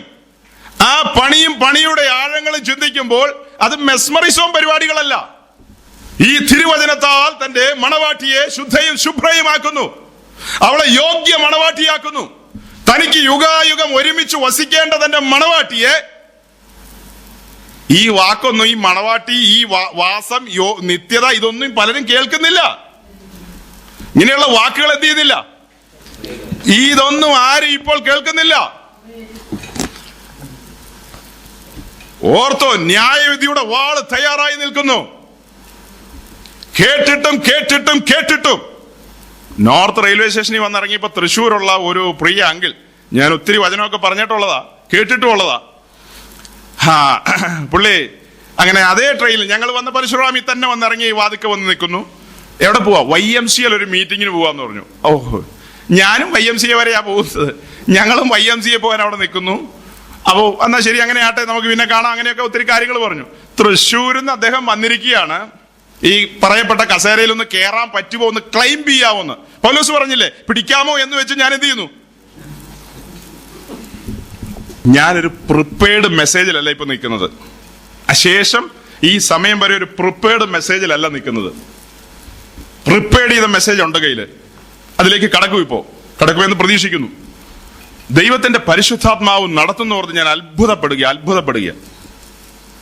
ദൈവത്തിന്റെ പരിശുദ്ധാത്മാവ് നടത്തുന്ന വിധം ഓർക്കുമ്പോൾ ഞാൻ അത്ഭുതപ്പെടുക. ഇപ്പോ അത്രമേൽ ഡിസീവിംഗ് സ്പിരിറ്റ് വർക്ക് ചെയ്യുന്നു. നാം അത്ര ജാഗ്രതയുള്ളവരായിരുന്നില്ലെങ്കിൽ ആദ്യം പറഞ്ഞ വെള്ളക്കുതിരയൊക്കെ കാണുമ്പോൾ നമ്മൾ അറിയാതെ എന്ത് ചെയ്തു? സല്യൂട്ട് കൊടുത്തു പോകും. പ്രിയരെ, വഞ്ചനയുടെ ആത്മാവ് വട്ടം കറങ്ങുന്നു. അങ്ങനെ ആ ആത്മാവിന്റെ പ്രവർത്തനത്തിൽ അനേകർ കുടുങ്ങിക്കിടക്കുന്നു. നമുക്കൊരൊറ്റ ആയുസുള്ളൂ. രണ്ടാമതൊന്നുണ്ടായിരുന്നെങ്കിൽ ഇത് ഇങ്ങനെ ടെസ്റ്റ് ചെയ്യാം, മറ്റത് ക്ലിയർ ചെയ്യാം എന്ന് ചിന്തിക്കാമായിരുന്നു. പക്ഷേ എന്തുകൊണ്ടോ നമുക്കൊരൊറ്റ ആയുസേ ഉള്ളൂ. ആ ഒരായുസ് സൂക്ഷ്മതയോടെ മുന്നോട്ട് പോയില്ലെങ്കിൽ ലക്ഷ്യം പിഴയ്ക്കും. ലക്ഷ്യം പിഴച്ചാലുണ്ടല്ലോ തകർന്നു പോകും. ഞാൻ പറഞ്ഞല്ലോ, ഒരു വീഡിയോ ക്ലിപ്പിംഗ് നിങ്ങളെ കാണിക്കണമെന്ന് ആഗ്രഹിക്കുന്നുണ്ട്. ദൈവം അനുവദിച്ച പിന്നത്തേതിൽ ആ സമ്പ്രദായങ്ങളും കാര്യങ്ങളൊക്കെ ഇന്ന് തന്നെയായിരുന്നു കാണിക്കേണ്ടത്. അതിന്റെ ഉദ്ഘാടന മഹാമഹം ഇന്നായിരുന്നു നടത്താൻ പറ്റിയത്. പലതുകൊണ്ടും അതിൽ പറയുന്ന കാര്യങ്ങൾ പിന്നത്തേതിൽ പറയൂ. അതിനെക്കുറിച്ച് അതിൽ പറയുന്ന കാര്യങ്ങളെ കുറിച്ചൊക്കെ ചിന്തിക്കുമ്പോ, ഒരു കാലഘട്ടത്തിൽ കേരളത്തിലെ പേരുകേട്ട ഒരു ഭക്തനായ മനുഷ്യൻ, ആ മനുഷ്യനൊക്കെ ഈ സുവിശേഷവുമായിട്ട് അത്രമേൽ അധ്വാനിച്ചിട്ടുണ്ട്. ഞാൻ പറഞ്ഞ ഏലപ്പാറ, കുട്ടിക്കാനം, പാമ്പനാറ് മുതലായ സ്ഥലങ്ങളിലൊക്കെ അവര് നടന്നു പോയിട്ടുള്ള ഒരു ഭക്തനായ മനുഷ്യൻ. നമ്മൾ വണ്ടിയിലിരുന്നാ പോയത്, ടാറ്റ ഒക്കെ പറഞ്ഞങ്ങ് പോവല്ലേ. അവരതുപോലെ കഷ്ടപ്പെട്ടിട്ടുള്ള ഒരു മനുഷ്യൻ. പിന്നത്തേതിൽ ഫിലിപ്പിയ ലേഖനം 3:7 മുതൽ 14 വരെ കഴിഞ്ഞ ആഴ്ച പറഞ്ഞില്ലേ? ലാഭമായിരുന്നതൊക്കെ വെട്ട ഈ തേജസ്സുള്ള സുവിശേഷം മലമുകളിലാകട്ടെ എവിടെയാകട്ടെ അറിയിക്കണമെന്നുള്ള വ്യഗ്രതയിൽ അവർ വെമ്പലോടെ ഓടി അറിയിച്ച് പോയി കഴിഞ്ഞപ്പോൾ വഴിയിൽ കടന്നു വന്ന അനേക കാര്യങ്ങൾ തിരിച്ചറിയാതെ ചിലതെല്ലാം ക്യാച്ച് ചെയ്തു. മക്കളെല്ലാം അമേരിക്കയിലും ഗൾഫിലും മറ്റു വഴികളിലൊക്കെ സഞ്ചരിക്കേണ്ടി വന്നു. അങ്ങനെ സഞ്ചരിക്കേണ്ടി വന്ന അവിടെ നിന്ന് കിട്ടിയ ചിലതെല്ലാം മക്കൾ കേരളത്തിൽ ഇറക്കുമതി ചെയ്തു. അതങ്ങ് തിരുവല്ലായിലും ചെങ്ങന്നൂരും മാവേലിക്കരയിലും ഒക്കെ അങ്ങ് അവർ ഈ സാധനങ്ങളൊക്കെ എന്ത് ചെയ്തു? അങ്ങ് ഇറക്കുമതി ചെയ്തു കൊണ്ടുവന്ന കേരളത്തിൽ അതിന്റെ ഹോൾസെയിൽ, അതിന് എന്താ പറയാ, ഡീലർഷിപ്പ് എടുത്തു. പാശ്ചാത്യ സംസ്കാരത്തോട് ചേർന്ന് അവർ തള്ളിക്കളഞ്ഞത്, അവിടെ പോലും തള്ളിക്കളഞ്ഞ പല ചരക്കുകളും കേരളത്തിൽ ഈ ഭക്തന്മാരായവരുടെ പിൻതലമുറയാണ് മലയാള കരയിൽ ഇറക്കിയത്. കൃത്യം, ഞാൻ പേരോ ഊരോ ഒന്നും പറയത്തില്ല. ഇത്രയും പറഞ്ഞ അങ്ങ് മുന്നോട്ട് പോവുക. വേദനയോടെ പറയുന്നു. ഇതൊന്നും രസിച്ചുകൊണ്ടോ സന്തോഷത്തോടെ അല്ല പറയുന്നത്. ആ ഭക്തന്മാർക്ക് അവർക്ക് ആ പറഞ്ഞതിന്റെ ഒരു ആംഗിൾ കിട്ടാതെ പോയത് കൊണ്ട് മക്കളോടൊന്ന് പറയാൻ വിട്ടുപോയി. മക്കളെ, അവർ പറഞ്ഞത് ഇത്രയും ചിലപ്പോൾ പറഞ്ഞു കാണും. ഇതിന്റെയൊക്കെ കഷ്ടതയുടെയും മറ്റുമൊക്കെ നടുവിലൂടെ പോയപ്പോൾ ദൈവം ഇതിനൊരു അറുതി വരുത്തും, പിന്നത്തേതിൽ ചിലതൊക്കെ തരുമെന്നെങ്ങാനും അറിയാതെ പറഞ്ഞു കാണും. ആ പറഞ്ഞത് ഇവർ എന്ത് ചെയ്തു? അകത്ത് സ്റ്റോർ ചെയ്തു, രജിസ്റ്റർ ചെയ്തു. ആ സ്റ്റോർ ചെയ്ത കാര്യം ഇവർ താലോലിച്ചു. പിന്നത്തേതിൽ അപകടം കടന്നു വന്നു. അവരുടെ വായിൽ നിന്ന്, ഈ പറയപ്പെട്ട പിതാക്കന്മാരുടെ മക്കളുടെ വായിൽ നിന്ന് പിന്നീട് വന്ന ഒരു പദപ്രയോഗമാണ് മലയാളക്കരയിൽ. 1ഉം 2ഉം തലമുറ കഷ്ടപ്പെടും, 3ഉം 4ഉം തലമുറയെ ദൈവം എന്ത് ചെയ്യും? ഇതിനകത്ത് എവിടെയെങ്കിലും ഒരു സ്ഥലത്ത് അങ്ങനെ എഴുതിയിരിക്കുന്നത് കാണിച്ചു തരാവോ? ഒന്നും സഭയോടുള്ള ബന്ധത്തിൽ പറയണം. സഭയോടുള്ള ബന്ധത്തിൽ 1ഉം 2ഉം തലമുറയെ കഷ്ടപ്പെടുത്തിയിട്ട് 3ഉം 4ഉം തലമുറയ്ക്ക് മണല് കൊടുക്കുമെന്ന് പറഞ്ഞാൽ, 1ഉം 2ഉം തലമുറയെ അനേക കഷ്ടങ്ങളിലൂടെ ദൈവം ശോഭയുള്ള നക്ഷത്രങ്ങളായി തെളിച്ചെടുത്തെങ്കിൽ 3ഉം 4ഉം തലമുറയെയും അതുപോലെ തന്നെ വേണ്ടേ കൊണ്ടുവരാൻ? പിന്നെ ഈ വെളിപ്പാട് എന്തുകൊണ്ട് നമുക്ക് നഷ്ടം വന്നു? നാം അറിഞ്ഞോ അറിയാതെയും ലോകത്തെ സ്നേഹിച്ചു, മണലിനെ സ്നേഹിച്ചു. വലിയവനായ ദൈവം നമ്മെ പാപത്തിന്റെ ബന്ധനത്തിൽ നിന്ന് പുറത്തു കൊണ്ടുവന്നു. ആ ബന്ധനത്തിൽ നമ്മെ പുറത്തു കൊണ്ടുവന്നു എന്നുള്ളത് ഒരു പരമമായ സത്യം. ഇപ്പൊ ഈ പറഞ്ഞ പിതാക്കന്മാരുടെ കാര്യത്തോടുള്ള ബന്ധത്തിൽ അത് കൂട്ടിവെക്കാം. അങ്ങനെ പാപത്തിന്റെ ചങ്ങലകൾ അറുത്ത് നമ്മെ പുറത്തു കൊണ്ടുവന്നു. പിന്നത്തേതിൽ വഴിയാത്രയിൽ അനേക ചപ്പും ചവറും വഴിയാത്രയിൽ പിതാവ് കരുതിയിട്ടുണ്ട്, പിതാവ് അനുവദിച്ചിട്ടുണ്ട്. ചപ്പും ചവറും പ്രസംഗിക്കുന്ന പ്രസംഗകരും ചപ്പും ചവറുമായിട്ട് ടോറസ് ലോറികൾ, ടോറസ് എന്ന് പറഞ്ഞവർക്ക് മനസ്സിലാവില്ല, ഒന്ന് പറഞ്ഞു കൊടുത്തോട്ടെ. സാധാരണ ഒരു 5-6 വീലുള്ള ലോറികളെ ഒരു ലോറി എന്നൊക്കെ വിളിക്കും. വീലിന്റെ എണ്ണം കൂടുമ്പോൾ പല പേരും വരും, ട്രെയിലർ എന്നൊക്കെ പറയും. അങ്ങനെ ചോട്ടാ പാർട്ടികളെല്ലാം ചെറിയ നാഷണൽ പെർമിറ്റ് ലോറിയിൽ ചപ്പും ചവറുമായിട്ട് വരും. ഇത്രയും കൂടെ കേമനാണെങ്കിൽ ടോറസിൽ വരും. പിന്നെ ബാംഗ്ലൂരിൽ നിന്നൊക്കെ ആണെങ്കിൽ ട്രെയിലറിൽ വരും. അവർ ട്രെയിലർ വെളിയിൽ നിർത്തിയിട്ട് പറയും, യേശുക്രിസ്തുവിന്റെ നാമത്തിൽ ഞങ്ങൾ കൊണ്ടുവന്നിരിക്കുന്ന ഈ ട്രെയിലറിലേക്ക് സൂക്ഷിച്ചു നോക്ക്, അതിന്റെ വിശാലമായ വാതിലുകൾ മലർക്കെ തുറക്കൂ. അപ്പത്തേക്കും അടിയാളുകൾ കൂടെയുണ്ട്, കുറെ പുള്ളികൾ. ഇങ്ങനെയുള്ള ആളുകളുടെ എല്ലാ സഞ്ചാരങ്ങളിൽ അടിയാളുകളും കുടിയാളുകളും കുറെ കൂടെയുണ്ട്. ബാംഗ്ലൂരിൽ എനിക്ക് അറിയാവുന്ന ഇത്തരത്തിലുള്ള ഒരു വമ്പനുണ്ട്. പുള്ളിയുടെ ചർച്ചിൽ ഒരു ഡോക്ടർ, ഒരു സഹോദരി ഡോക്ടറുണ്ട്. അത് പിന്നെ എങ്ങനെ ഇതൊക്കെ മനസ്സിലായെന്ന് ചോദിച്ചാൽ അവിടുത്തെ അസിസ്റ്റന്റ് പാസ്റ്റർ ഒന്ന് ചെറുതായിട്ട് മാനസാന്തരപ്പെട്ട് വെളി വന്നു. അപ്പൊ അങ്ങനെയാണ് ഈ കാര്യങ്ങൾ. ഇങ്ങനെയൊക്കെ ചിലതൊക്കെ ലീക്കാവും കേട്ടോ. ചിലതൊക്കെ എത്ര മറച്ചെന്ന് പറഞ്ഞാലും തമ്പുരാൻ ചിലത് പുറത്താക്കും. അപ്പോൾ ഈ സഹോദരിയുടെ പരിപാടി എന്ന് പറയുന്നത് ടച്ച് എന്നൊന്നും പറയണ്ട, ടാ എടുത്താൽ മതി വായില്. ടാ എന്ന് പറയുമ്പോഴത്തേക്കും സംഭവം സ്റ്റെതസ്കോപ്പും ഇല്ല, ഒന്നുമില്ല, എല്ലാം കൂടെ ദേ കിടക്കുന്നു. ആദ്യമായിട്ട് വരുന്ന ആളുകൾ, നിങ്ങൾ ചിരിക്കാൻ വേണ്ടി പറഞ്ഞല്ല, പരിഹസിക്കുന്നല്ല, സീരിയസ് ആണ്. ഒരു വിദ്യാസമ്പന്നയായ സഹോദരി പുസ്തകം കയ്യിലുണ്ടായിട്ട് നമ്മൾ പറയുന്ന പോലെ കണ്ണ് തുറന്നെന്നല്ലേ നമ്മൾ പറയുന്നേ. നമ്മുടെ കണ്ണ് തുറന്നു, അന്ധതയിൽ കിടന്ന് നമ്മുടെ കണ്ണ് തുറന്നിട്ട് എന്ത് ഇത് തുറന്നു വായിക്കാത്തെ? ഞാൻ വായിച്ച പുസ്തകത്തിൽ എസക്കേലിന്റെ മേൽ ദാനിയേലിന്റെ മേലല്ല ആത്മാവ് വന്നപ്പോൾ അവർ നിവർന്നു നിന്നെന്ന. ആത്മാവ് വന്നപ്പോ പിന്നെ നമ്മുടെ കാലഘട്ടത്തിൽ മാത്രം ആത്മാവ് വരുമ്പോ എല്ലാം കൂടെ പടപടാതെ താഴെ പോകുന്നേ. അതിനൊക്കെ തൃപ്തികരമായ മറുപടി തരാൻ പാകത്തിന് വചനം വേണം. സ്ലേയിങ് മിനിസ്ട്രിക്കാരോടാ പറയുന്നത് ഞാൻ. അങ്ങനെ ഒരു മിനിസ്ട്രി ഇതിനകത്തുണ്ടോ? അങ്ങനെ ഒരു വാക്കുണ്ടോ? വെളിപ്പാട് പുസ്തകത്തിൽ യോഹന്നാൻ പത്മോസിൽ ആത്മവിവശതയിലായിരുന്ന, അല്ലാതെ സ്ലെയിൻ എന്നുള്ള പദമല്ല അവിടെ വരുന്നത്. പിന്നെ ഇവർ ഈ സ്ലെയിനൊക്കെ എവിടെ നിന്ന് എടുത്തുകൊണ്ട് വന്നതാ? വഞ്ചനയുടെ ആത്മാവ് വാക്കുകളെ കോട്ടിമാറ്റി വശീകരണ വാക്കുകളാൽ ജനത്തെ വട്ടം ചുറ്റിക്കുന്നു. അപ്പോൾ പറഞ്ഞത് എന്താണ്? കുറിവാക്യം പോലും വായിച്ചിട്ടില്ല കേട്ടോ, വിഷമിക്കരുത്. അദ്ദേഹം വിഷമിച്ചിരിക്കുക. അനേക വാക്യങ്ങളിലൂടെ നമ്മൾ മുന്നോട്ട് പോകാറില്ലല്ലേ. ഇന്നിപ്പോ അധികം ഒന്നും വായിക്കുന്നില്ല, കാര്യങ്ങൾ ഇങ്ങനെ വരുന്നുണ്ട്. അപ്പൊ ഇങ്ങനെ അങ്ങ് പോട്ടെ, എന്നിട്ട് നോക്കാം. പാപത്തിന്റെ ചങ്ങലകൾ അറുത്ത് നമ്മെ പുറത്തു കൊണ്ടുവന്നത് ഒരു മനോഹരമായ യാത്രയ്ക്ക് വേണ്ടിയാണ്. ആ യാത്ര പിക്ചർ ഇട്ട് കാട്ടിത്തരും. പ്രസംഗം പോലും ഇല്ലാതെ നിങ്ങളുടെ മനസാക്ഷി നിങ്ങളോട് സംസാരിക്കുന്ന ദിവസം വരുന്നു. പിക്ചർ സഹിതം കാണിക്കും, നിങ്ങളെ കൃത്യമായും കാണിക്കും. പ്രസംഗമില്ലാതെ തന്നെ, വാക്കും ഭാഷണവും കൂടാതെ പരിശുദ്ധാത്മാവ് നിങ്ങളുടെ ഹൃദയത്തോട് മന്ത്രിക്കാൻ പോവാ വരും ദിവസം. യാത്ര. ആ യാത്രയിൽ എങ്ങനെ ചപ്പും ചവറും വാരി തലയിലൂടെ കഴുത്തിലൂടെ ഒക്കെ ഇട്ട് അണിഞ്ഞ് ഒരുങ്ങി നിൽക്കാമെന്ന് നിങ്ങൾ തന്നെ പറഞ്ഞാൽ മതി. ഈ പാപത്തിന്റെ ചങ്ങലകളും ബന്ധനങ്ങളും ചേറ്റുകുഴിയിൽ നിന്ന് നമ്മെ എടുത്തുകൊണ്ട് വന്നത് പിന്നീട് വഴിയാത്രയിൽ കാണുന്ന ചപ്പും ചവറൊക്കെ പിടിക്കാനാണോ? സകലതും നാം ചപ്പെന്നും ചവറൊന്നും എണ്ണി പോന്നവരല്ലേ. പിന്നെ വഴിയിൽ പിന്നെയും അതിന്റെ പുറകെ ഒരു ആസക്തി എന്താണ്? ആദ്യം പറഞ്ഞ ടോറസ് വിട്ടുപോയല്ലോ. അപ്പൊ അങ്ങനെ ടോറസുകൾ, ട്രെയിലറുകളെല്ലാം വെളിയിൽ നിൽക്കുമ്പോൾ ഇവർ പറയുന്നു, മലർക്ക തുറക്കുന്ന വാതിലുകൾ ഇതാ കവിഞ്ഞൊഴുകുന്നെന്നാ അവര് പറയുന്നത്. ആ കവിഞ്ഞൊഴുകുന്നതിനകത്ത് എന്താണെന്നറിയാവോ? പണ്ട് നമ്മുടെ പൗലോസും പത്രോസും തിമത്തിയോസിന്റെ ഒരു ചെറിയ നാശം പറയാൻ പറ്റുള്ളൂ. പൗലോസിനെ സംബന്ധിച്ച്, പത്രോസിനെ സംബന്ധിച്ച് അധികം ഒന്നും പറയാനില്ല. പിന്നെ ആ മത്തായി ഉണ്ടല്ലോ, ലേവി, ചുങ്കം പിരിച്ചുകൊണ്ടിരുന്ന പുള്ളിക്ക് ഒരു ടോറസ് കൂട്ടിക്കോ. പിന്നീട് വരുമ്പോ പൗലോസിനെ സംബന്ധിച്ച് വരുമ്പോ വലിയൊരു ട്രെയിലർ നിൽക്കുകയാണ്. അവരൊക്കെ ചപ്പും ചവറന്ന് എണ്ണിയത് ഈ ട്രെയിലറെ കയറ്റി ഈ പുള്ളികൾ വെളിയിൽ കൊണ്ടുവന്ന് നിർത്തിയിരിക്കുക.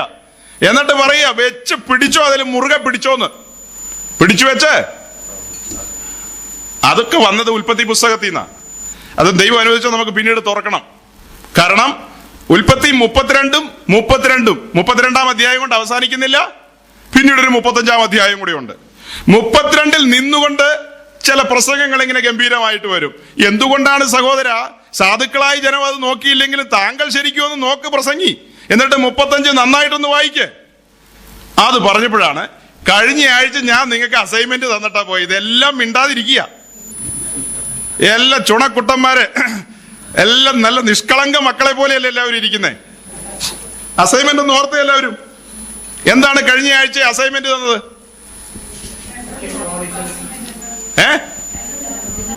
2 ദിനവൃത്താന്തം 18 അധ്യായം വായിച്ചിട്ട് പിന്നെ എന്ത് ചെയ്യണം? ഒടുവിൽ 19 വായിച്ചോ? വായിച്ച എത്ര പേരുണ്ട്? വായിച്ചു. എന്ത് മനസ്സിലായി? ഒന്നും മനസ്സിലായില്ലേ? ഏതാണ്ട് ഒരു ചെറിയ പുകയൊക്കെ തോന്നിയില്ലേ? മൊത്തം ഒന്നും മനസ്സിലാകണ്ട. മൊത്തം മനസ്സിലാകരുത്. മൊത്തം മനസ്സിലായ പിന്നെ ഞാനിവിടെ എന്നെ ഇവിടെ നിർത്തുവോ? ഇങ്ങനെ എല്ലാവർക്കും എല്ലാം മനസ്സിലായ പിന്നെ ഞാൻ വണ്ടി കയറുവോ? ഇന്ത്യൻ റെയിൽവേ അടച്ചുപൂട്ടി പോകും. ഇന്ത്യൻ റെയിൽവേക്ക് സാമാന്യം നല്ലൊരു കോൺട്രിബ്യൂഷൻ കൊടുക്കുന്നയാളാ ഞാൻ. അപ്പൊ ഇന്ത്യൻ റെയിൽവേ ഇപ്പോ തന്നെ ഭാരത്തിൽ ഓടുന്നു. അത് അടച്ചുപൂട്ടാനുള്ള പണി നിങ്ങൾ നോക്കരുത്. ഒത്തിരി ഒന്നും മനസ്സിലാക്കണ്ട, കുറച്ചൊക്കെ മനസ്സിലാക്കുമല്ലോ. ഇപ്പൊ എല്ലാവരും ഇങ്ങനെയാ. പരീക്ഷയുടെ പരീക്ഷ 10 മണിക്കാ. SLC പരീക്ഷ 10 മണിക്ക്. 9:30 ആകുമ്പോഴത്തേക്കും എല്ലാവരും മൊത്തം എവിടെ കണ്ണ് പിടിക്കാനാ അന്നേരം നോക്കിയ. ഇപ്പൊ എല്ലാവരും നോക്കുക. ഒരു സഹോദരനെ കണ്ടായിരുന്നു അതിനകത്ത്, പേര് മീഖായാവ്. കണ്ടായിരുന്നോ? അവന്റെ ഈ പുറകിലൊരു സാധനമുണ്ട്. ഈ പുറകില കാണാൻ പറ്റില്ല, ഇങ്ങനെ താഴേക്ക് പോവത്. അതിന്റെ പേരെന്താണെന്നറിയാവോ? ബാക്ക് ബോൺ എന്ന് പറയും, അല്ലെങ്കിൽ മലയാളത്തിൽ പറഞ്ഞ നട്ടല്ലെന്ന് പറയും. അവൻ സംസാരിക്കണേ ആരോടൊക്കെയാണെന്നറിയാവോ? തെക്കേ രാജ്യത്തെ രാജാവ് എന്ന് പറഞ്ഞാൽ ബെന്യാമിനും യഹൂദയും ഉൾക്കൊള്ളുന്ന തെക്കേ രാജ്യം, അതിന്റെ രാജാവായ യഹോശഫാത്ത്. മറു സൈഡിൽ 10 ഗോത്രക്കാരുടെ രാജാവായ ആഹാബ്. ആഹാബിന്റെ അമ്മാമ്മയുടെ പേരെന്താണ്? ഇസബേൽ ആന്റി. അപ്പൊ ഇസബേൽ ആന്റിയുടെ ഭർത്താവായ ആഹാബിനോടും പിന്നെ യഹോശഫാത്തിനോടും കൃത്യം കാര്യം പറഞ്ഞോ ഇല്ലയോ? താൻ കൃത്യം കാര്യം പറഞ്ഞു. മീഖായാവ് തന്റെ മുമ്പിൽ എത്ര പേര്? 1000 പ്രവാചകന്മാർ ഏകസ്വരത്തിൽ, ഒരേ സ്വരത്തിൽ ഒറ്റ കാര്യം തന്നെ പറയുമ്പോൾ ആ 1000 പേരും പറഞ്ഞത് എന്താ? രാജാവിന് ശുഭം വരും, പോയാട്ടെ, പോയി അരാമ്യ പടക്കൂട്ടത്തെയൊക്കെ പിടിച്ചുകൊണ്ട് വാ, യഹോവ അനുഗ്രഹിച്ചിരിക്കുന്നു, യുദ്ധം ചെയ്തോളാനാ പറഞ്ഞത്. മീഖായാവ് വന്നിട്ട് എന്താ പറഞ്ഞെന്നറിയാവോ? ഇത് നമുക്ക് പിന്നീട് ആഴത്തിൽ നോക്കാം. പോക്കാന്നാ പറഞ്ഞു. ആ 1000 പേരുടെ വാക്കും പ്രവചനവും ഒക്കെ ഒത്തുവന്നു. ഇവന്റെ ഒരുത്തന്റെ മാത്രം എന്ത് ചെയ്തില്ല?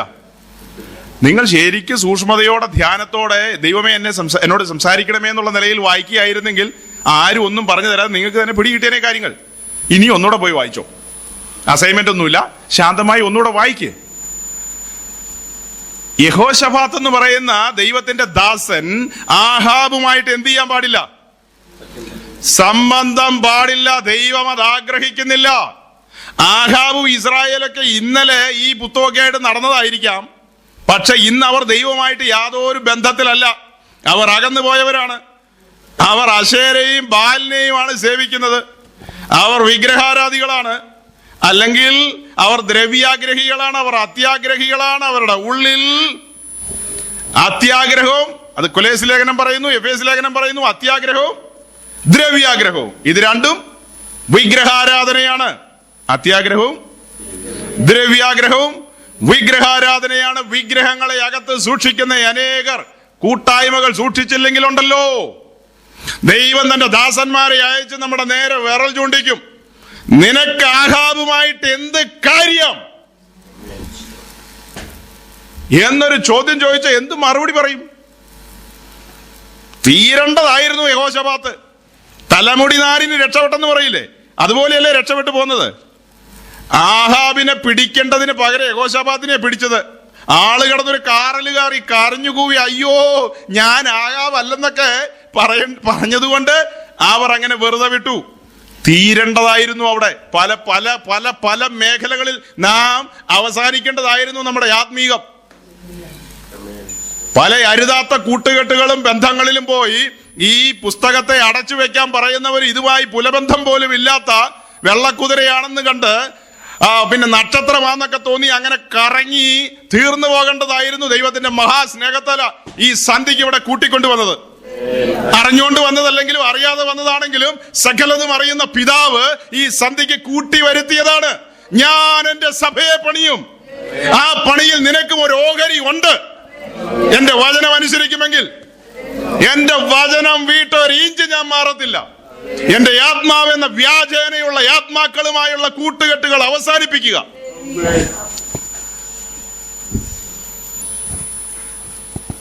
ദൈവത്തിന്റെ ആത്മാവ് ശക്തമായി പറയാൻ എന്നെ പ്രേരിപ്പിക്കുന്നു. കൂട്ടുകെട്ടുകൾ സൂക്ഷിക്കുക. ദൈവത്തിന്റെ ദാസൻ എന്നുള്ള നിലയിൽ, ആകാശത്തിന്റെയും ഭൂമിയുടെയും അധിപതിയായവന്റെ ദാസൻ എന്ന നിലയിൽ അധികാരത്തോടെ പറയുന്നു, കൂട്ടുകെട്ടുകൾ പരിശോധിക്കുക. ദൈവത്തിന്റെ സ്വരമാണ് നാം കേൾക്കുന്നത്. അത് മൃദുസ്വരമാകണമെന്നില്ല എല്ലായ്പ്പോഴും. ഒരുപക്ഷെ നാം ധരിക്കുന്നത് പോലെയാകില്ല. സമയങ്ങൾ നമുക്ക് വേണ്ടി തന്നിട്ടുണ്ടാകാം. മുന്നറിയിപ്പോൾ നാം ചിലപ്പോൾ അറിഞ്ഞിട്ടും അവഗണിച്ചിട്ടുണ്ടാകാം. പക്ഷേ അത് അവിടുത്തെ ഫയലിൽ കൊള്ളിച്ചിട്ടുണ്ടാകാം. സൂക്ഷ്മതയോടെ കേട്ടുകൊള്ളുക. ഒരു മടങ്ങി വരവിന്റെ സമയമായിരിക്കുന്നു. ആ പണിയിലേക്ക് മടങ്ങി വരണം, പണിയപ്പെടണം. തിരുരക്തം ഒഴുക്കിയാണ് പാപത്തിന്റെ ബന്ധനത്തിൽ നിന്ന് പുറത്തു കൊണ്ടുവന്നത്. അത് പണിയപ്പെടാൻ തന്നെയാണ്. ഈസി വാക്ക് ഓവർ ഇല്ല. ക്രൂശ് ഇല്ലാതെ കിരീടമില്ല, ക്രൗൺ ഇല്ല. ദൈവം ഒരുക്കുന്ന പാതയിലൂടെ തന്നെ പോകണം. അനേകർ ഈ കാലങ്ങളിൽ പറയാണ്, കർത്താവ് നമ്മെ ഇതിലേക്ക് വന്നു കഴിഞ്ഞാൽ അങ്ങ് ഉയർത്തും. പിന്നെ നാം പറയുന്ന ഭൗതികമായിട്ടുള്ള ആ നിലകളിലൊക്കെ നമ്മെ അങ്ങ്, അതിനൊക്കെ വാക്യങ്ങൾ സപ്പോർട്ടിങ് വേർഡ്സ് ആണ് എടുക്കുന്നത്. കാര്യങ്ങൾ അറിയില്ലാത്ത നിഷ്കളങ്കരായ സാധുക്കളായ പ്രിയർ ഇവരെല്ലാം പറയുന്ന വാക്കുകളിൽ വശംവദരായി പോകുന്നു. സങ്കീർത്തനങ്ങൾ 40-ാം അധ്യായം, Psalms chapter 40 verse 2. സങ്കീർത്തനങ്ങൾ 40:2. നാശകരമായ കുഴിയിൽ നിന്നും കുഴഞ്ഞ ചേറ്റിൽ നിന്നും അവൻ എന്നെ കയറ്റി, എന്റെ കാലുകളെ ഒരു പാറമേൽ നിർത്തി എന്റെ ഗമനത്തെ സ്ഥിരമാക്കി. സൗരങ്ങളെ, ഈ വാക്യം നമുക്ക് പരിചിതമായ വാക്യം. നാശകരമായ കുഴിയിൽ നിന്നും കുഴഞ്ഞതായ ചേറ്റിൽ നിന്നും അവൻ എന്നെ എന്ത് ചെയ്തു? ഉയർത്തി, കയറ്റി. നാശകരമായ കുഴിയിൽ നിന്നും കുഴഞ്ഞതായ ചേറ്റിൽ ഞാൻ കുഴഞ്ഞ്, അതായത് പുറത്ത് കടക്കാൻ പറ്റാത്ത നിലയിൽ കടന്ന എന്നെ അവൻ എന്ത് ചെയ്തു? അതൊക്കെ അതിന്റെ ആഴത്തിൽ നാം മനസ്സിലാക്കുമ്പോഴാണ് അതിന്റെ സീരിയസ്നെസ് മനസ്സിലാകുന്നത്. നമുക്ക് സ്വയമായി രക്ഷപ്പെടാൻ കഴിയുമായിരുന്നില്ല. ആ സ്നേഹം നമ്മെ തേടി ഇറങ്ങി വന്നപ്പോൾ അവിടുന്ന് നമ്മെ കുഴിയിൽ നിന്ന് ഉയർത്തി. ആ കുഴിയിൽ നിന്ന് കൊണ്ടുവന്നിട്ട് എവിടെ വരെ കൊണ്ടുവന്നു? അതെ, അത് പറയുമ്പോൾ ഇതിനെ മിസ്കോട്ടി എന്ന വാക്യം വരുന്നത് 2 കൊരിന്ത്യർ 11:7. 2 Corinthians chapter 11 verse 7. ഉയർത്തും എന്നുള്ള പദം നിങ്ങൾ കേട്ടിട്ടുണ്ട്. വാലല്ല തലയാക്കും, ഉയർത്തും എന്നുള്ള പദം 11:7. അല്ലെങ്കിൽ ഞാൻ ദൈവത്തിന്റെ സുവിശേഷം നിങ്ങൾക്ക് സൗജന്യമായി പ്രസംഗിച്ചുകൊണ്ട് നിങ്ങൾ ഉയരേണ്ടതിന് എന്നെ തന്നെ താഴ്ത്തുകയാൽ പാപം ചെയ്തുവോ? അതായത് പൗലോസ് പറയുന്നത്, ഈ സുവിശേഷം ഞാൻ നിങ്ങളോട് പ്രസംഗിക്കുന്ന നിമിത്തം ഈ സുവിശേഷം നിങ്ങൾ കേട്ടു, കൈക്കൊണ്ടു. ആ സുവിശേഷം നിങ്ങൾ എന്ത് ചെയ്യും? ലിഫ്റ്റ് ചെയ്യും, ഉയർത്തും. അപ്പോൾ ഈ ഒരു ഉയർത്തും എന്നുള്ള ആ വാക്കങ്ങ് കിട്ടിയപ്പോഴത്തേക്കും നമ്മൾ ചാടിയതെ കയറി പിടിച്ചു. അതിന്റെ ആ ആഴം, ബോധ്യം എന്താണെന്ന് മനസ്സിലാക്കണം. നാശകരമായ കുഴി എന്നുള്ള ആ പദപ്രയോഗത്തിൽ കടന്നു ചെല്ലാൻ പോലും പറ്റാത്ത ആഴിയുടെ അഗാധതയിൽ കടന്ന നമ്മെ തന്റെ നീട്ടിയ ഭുജത്താലും വീര്യമുള്ള കരത്താലും നമ്മെ പൊക്കിയെടുത്തു. ഇരുത്തിയ സ്ഥലത്തിന്റെ പേര് എഫേസ്യ ലേഖനം 2-ാം അധ്യായത്തിലുണ്ട്. നമുക്കറിയാവുന്ന കാര്യമാണത്. എവിടെയാ ഇരുത്തിയിരിക്കുന്നത്? ഹെവൻലി റെലംസിൽ, സ്വർഗീയ തലങ്ങളിൽ അവൻ നമ്മെ ഇരുത്തിയിരിക്കുന്നു. നാം ശരീരം കൊണ്ട് ഭൂമിയിലാണെങ്കിലും ആത്മനിലയിൽ, ആത്മാവിൽ എവിടെയാണ്? സ്വർഗതലത്തിലാണ്. നാം സിയോനിൽ വസിക്കുന്നവരാണ്. 1-ാം സ്വർഗം, 2-ാം സ്വർഗം, 3-ാം സ്വർഗം. മേഘമണ്ഡലം, ആകാശമണ്ഡലം, ശൂന്യാകാശം, നക്ഷത്രങ്ങളുടെ മണ്ഡലം, അതാണ് 2-ാമത്തെ മണ്ഡലം. 2-ാമത്തെ സ്വർഗം, ഹെവൻസ്. 3-ാമത്തത് ദൈവം ഇരിക്കുന്ന, സിംഹാസനം ഇരിക്കുന്ന ദൈവത്തിന്റെ സ്ഥലം, 3-ാം സ്വർഗം. ആ സിയോനിൽ ദൈവത്തിന്റെ സിംഹാസനത്തിൽ ചേർത്തിരുത്തി എന്നല്ല അർത്ഥം. ആ സ്വർഗതലത്തിൽ, ആ ഉയർന്ന ഹെവൻലി റെലംസിലേക്ക് നമ്മെ കൊണ്ടുവന്നു ആത്മാവിൽ. അത്ര വലിയ നിലയിലേക്ക് നമ്മെ ലിഫ്റ്റ് ചെയ്തപ്പോൾ ആ കാര്യങ്ങളുടെ ആഴം മനസ്സിലാക്കാതെ ഈ കുഴിയിൽ നിന്ന് പൊക്കി നമ്മളെ കരയ്ക്ക് കൊണ്ടുവന്നിട്ട് ഈ ആദ്യം പറഞ്ഞ കുറച്ച് മണല് ചാക്കിൽ നിറച്ച് വീട്ടിൽ കൊണ്ടുപോകാൻ തന്നു എന്നാണോ ഇതിന്റെ മീനിങ്? ഈ കുഴിക്കകത്ത് നിന്ന് കരയ്ക്ക് കയറാൻ കഴിവുള്ള ആരെങ്കിലും ഉണ്ടോ? തന്നെത്താൻ കയറി വന്ന ആരെങ്കിലും ഇതിനകത്തുണ്ടെങ്കിൽ എനിക്കൊരു ഷെയ്ക്കാറ്റ് പോകുമ്പോൾ തരണം. ഞങ്ങളുടെ സ്ഥിരമായ ഉത്സാഹത്താലും പിന്നെ ഞങ്ങളുടെ പരിശ്രമത്താലും ഞങ്ങൾ ഈ പറയപ്പെട്ട നാശകരമായ കുഴിയിൽ നിന്ന് ഇങ്ങനെ കയറി വന്നപ്പോൾ ഞങ്ങൾ കർത്താവിനെ കണ്ടുമുട്ടി. അങ്ങനെ അവൻ ഞങ്ങളെ പാറപ്പുറത്ത് കയറ്റി നിർത്തി. അങ്ങനെയാണോ? ഒരു നിലയിലും ചലിക്കാൻ പറ്റാത്ത ഒരു കാല് പൊക്കുമ്പോൾ അടുത്തത് താഴുന്നു, അടുത്തത് പറിച്ചെടുക്കുമ്പോൾ മറ്റേ കാലം എന്ത് ചെയ്യുന്നു? താഴേക്ക് പോകുന്നു. അങ്ങനെ താണും പൊങ്ങിയും കിടന്ന നമ്മെ സുവിശേഷം എന്ന ലിഫ്റ്റ് താഴേക്ക് ഇറങ്ങി വന്ന് കോരി എടുത്തു കൊണ്ടുപോയില്ലേ? ആ സുവിശേഷം നമ്മെ ലിഫ്റ്റ് ചെയ്തുകൊണ്ടേയിരിക്കും. ലിഫ്റ്റ് ചെയ്ത് ദൈവസന്നിധിയിലേക്ക് ആ സാന്നിധ്യം കൂടുതൽ നമുക്ക് ഫീൽ ചെയ്യുമാറി ലിഫ്റ്റ് ചെയ്തുകൊണ്ടിരിക്കും. ആ സുവിശേഷത്തിൽ വസിച്ചാൽ, ആ അങ്ങനെ ലിഫ്റ്റ് ചെയ്യുന്ന 3-ാം സ്വർഗത്തിൽ ഈ പറയപ്പെട്ട ഇന്നോവയോ ഫെരാരിയോ ഓഡിയോ ഇതെല്ലാം അവിടെ ഇട്ട് ഓടിക്കാൻ പറ്റുമോ? ഈ സിയോനിൽ ഇതെല്ലാം ഇട്ട് ഓടിക്കാൻ പറ്റുമോ? ഇനി ഞാനിപ്പോ നിങ്ങൾ പോയി പറഞ്ഞു കൊടുത്ത് ഫെരാരി കമ്പനിക്കാർ ഇറ്റലിയിലോ എങ്ങാണ്ട അവരെ എനിക്കെതിരെ കേസൊന്നും കൊടുക്കാൻ ഇടവരരുത്. ഞാൻ അവരുടെ കമ്പനിക്ക് എതിരെയുള്ള ഒരു പ്രസ്താവന നടത്തുന്ന ഏതോ ബെൻസ് കമ്പനിയുടെ ചാരനാന്നുള്ള നിലയിലൊന്നും നിങ്ങളും എനിക്കെതിരെ പ്രവർത്തിക്കരുത്. ഞാൻ ഫെരാരിയുടെയോ ഓഡി കമ്പനിയുടെയോ ഒന്നും വിരോധിയല്ല. ഇപ്പൊ ഒരു ഓഡി ഇതിലെ വന്ന് നിർത്തിയിട്ട് ഡോറ് തുറന്ന് കയറി ഇരുന്ന് നോർത്തിൽ ഇറക്കാന്ന് പറഞ്ഞാൽ ഞാൻ കയറും. നമുക്ക് അത്യാവശ്യം കാര്യങ്ങൾ നടക്കണം. അത് ഓടിയാണെങ്കിലും കൊള്ളാം, ഫെരാരി ആണെങ്കിലും കൊള്ളാം, എന്ത് മൊരാരി ആണെങ്കിലും കൊള്ളാം. നമ്മെ സംബന്ധിച്ച് ഈ സാധനം എല്ലാം വെറും യൂസ് ആൻഡ് ത്രോ. മനസ്സിലായില്ലേ?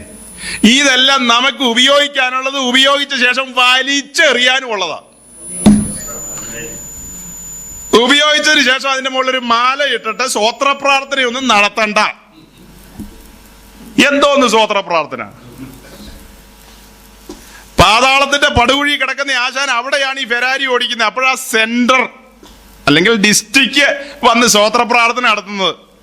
ചില്ലറ കിട്ടുകയെ, ചില്ലറയിൽ അധിഷ്ഠിതമായ ഒരു വ്യാപാരം. അതും ഈ സഭയുടെ പണിയുമായിട്ടുള്ള ബന്ധമുണ്ടോ?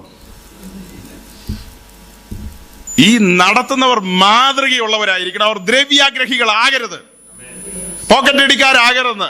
ആരുടെയെങ്കിലും പോക്കറ്റിലിരിക്കുന്ന കാണുമ്പോ ഇങ്ങനെ കണ്ണ് കറക്കരുതെന്ന് അതിലേക്ക് നോക്കി. അപ്പൊ വല്ലവരുടെയൊക്കെ പോക്കറ്റിൽ ഇരിക്കുന്ന കാണുമ്പോൾ നമ്മൾ കഴിഞ്ഞ ആഴ്ച ഒരു പ്രസംഗം പ്രസംഗിച്ചു പോയി, കുഴപ്പമായെന്ന് എനിക്ക് തോന്നണേ. നമ്മളെല്ലാം ഒരു അപ്പന്റെ മക്കളാണ്, ഏകോദര സഹോദരങ്ങളാണ്, എല്ലാം ഷെയർ ചെയ്യേണ്ടവരാണ്. അപ്പൊ ആ പോക്കറ്റിൽ ഇരിക്കുന്ന എനിക്കും കൂടെ ഷെയർ ചെയ്യാമല്ലോ, തരക്കേടില്ല. ഈ പറയുന്ന കാര്യങ്ങൾക്കൊക്കെ ഗൗരവമായ ആത്മീയ അർത്ഥമുണ്ട് പരിജ്ഞാനത്തിൽ. അത് അങ്ങനെ തന്നെ നാം സ്വീകരിക്കണം കേട്ടോ. നിങ്ങൾ അങ്ങനെ സ്വീകരിക്കുന്നവരാന്ന് എനിക്കറിയാം. ഞാൻ അകത്തേക്ക് കയറാൻ വേണ്ടിയാണ് ഇങ്ങനെ ചിലതൊക്കെ ഇങ്ങനെ ഒക്കെ പറയുന്നത്. നിങ്ങൾക്ക് അത് മനസ്സിലാവുന്നുണ്ടെന്ന് എനിക്ക് പിടികിട്ടുന്നുണ്ട്. ഞാൻ എല്ലാവരെയും ബഹുമാനിക്കുന്ന ആളാണ്, പരിഹാസിയൊന്നും അല്ല. പലർക്കും കുറവുകളുണ്ടാകാം, എനിക്കും കുറവുകളുണ്ട്. ഞാൻ ആരെയും അമിതമായി വിമർശിക്കുന്ന ആളല്ല, കുറ്റം പറയും. വിമർശിക്കുന്ന ആളല്ല,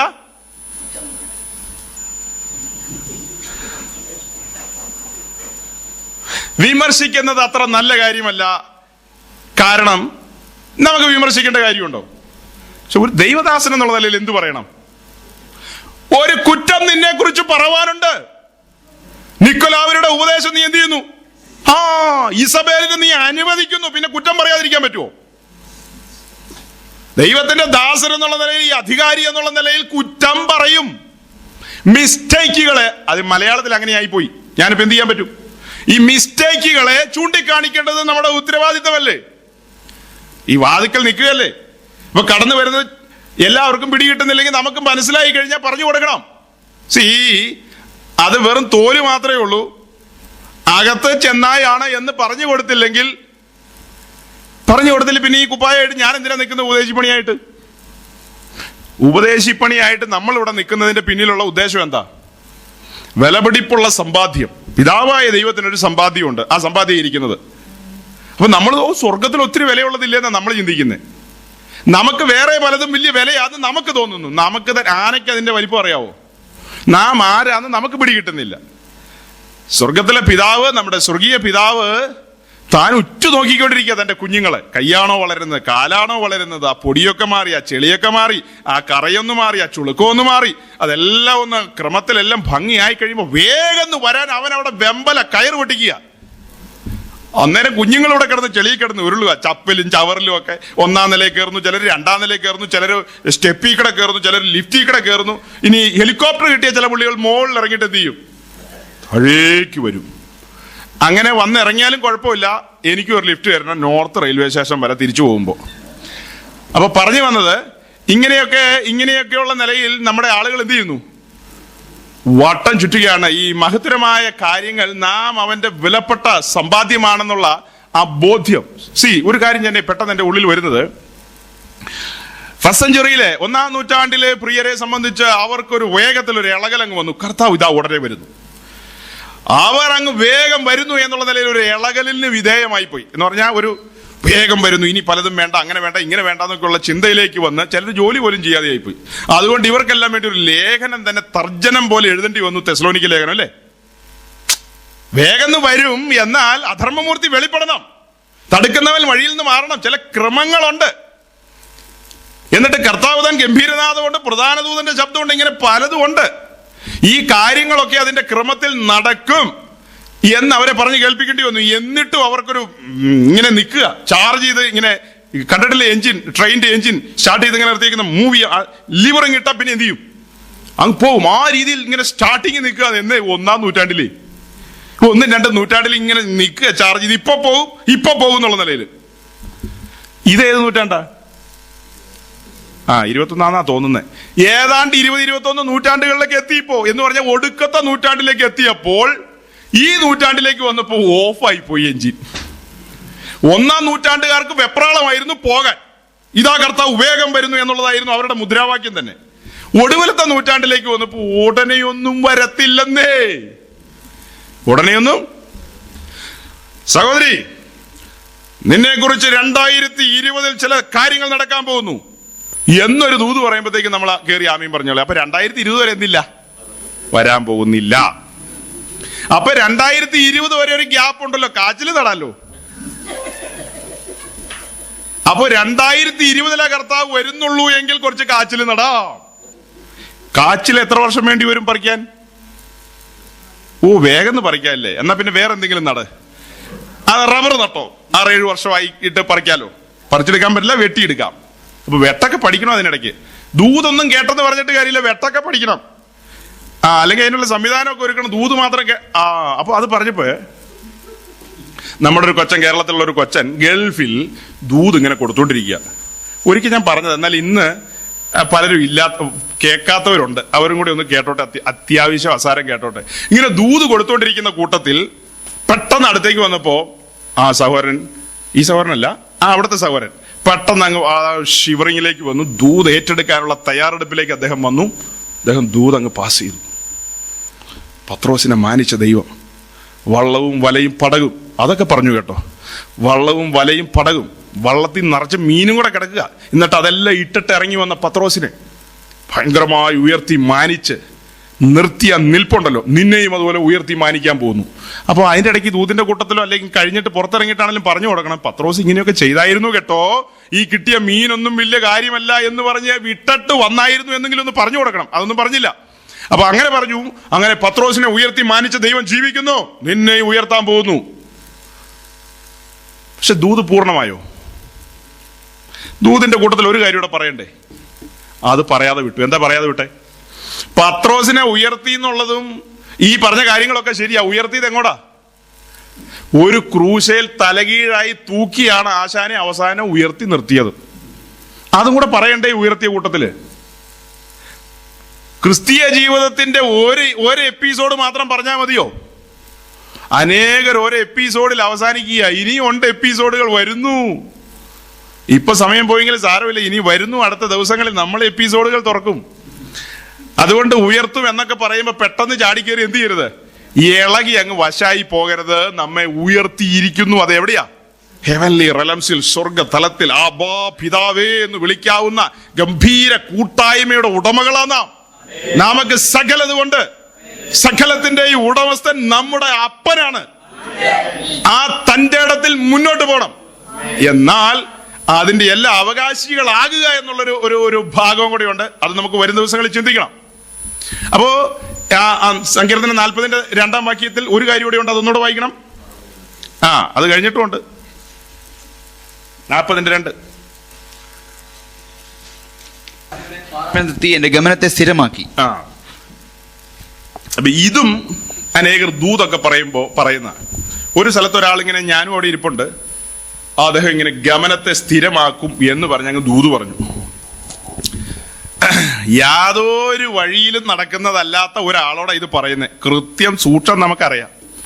യാതൊരു നിലയിൽ ഇതുമായിട്ട് എന്തില്ല, ഒരു ബന്ധമില്ലാത്ത ആളോട് പറയാം നിന്റെ ഗമനത്തെയൊക്കെ അങ്ങനെയാക്കും ഇങ്ങനെയാക്കും എന്നൊക്കെ ചില്ലറ കൊടുക്കും. പിന്നെ അത് കഴിഞ്ഞ് എനിക്ക് കിട്ടിയ പരിമിതമായ സമയത്ത് ഞാൻ ഈ വാക്യം വായിച്ചു, ഇത് സമ്മതിച്ചു.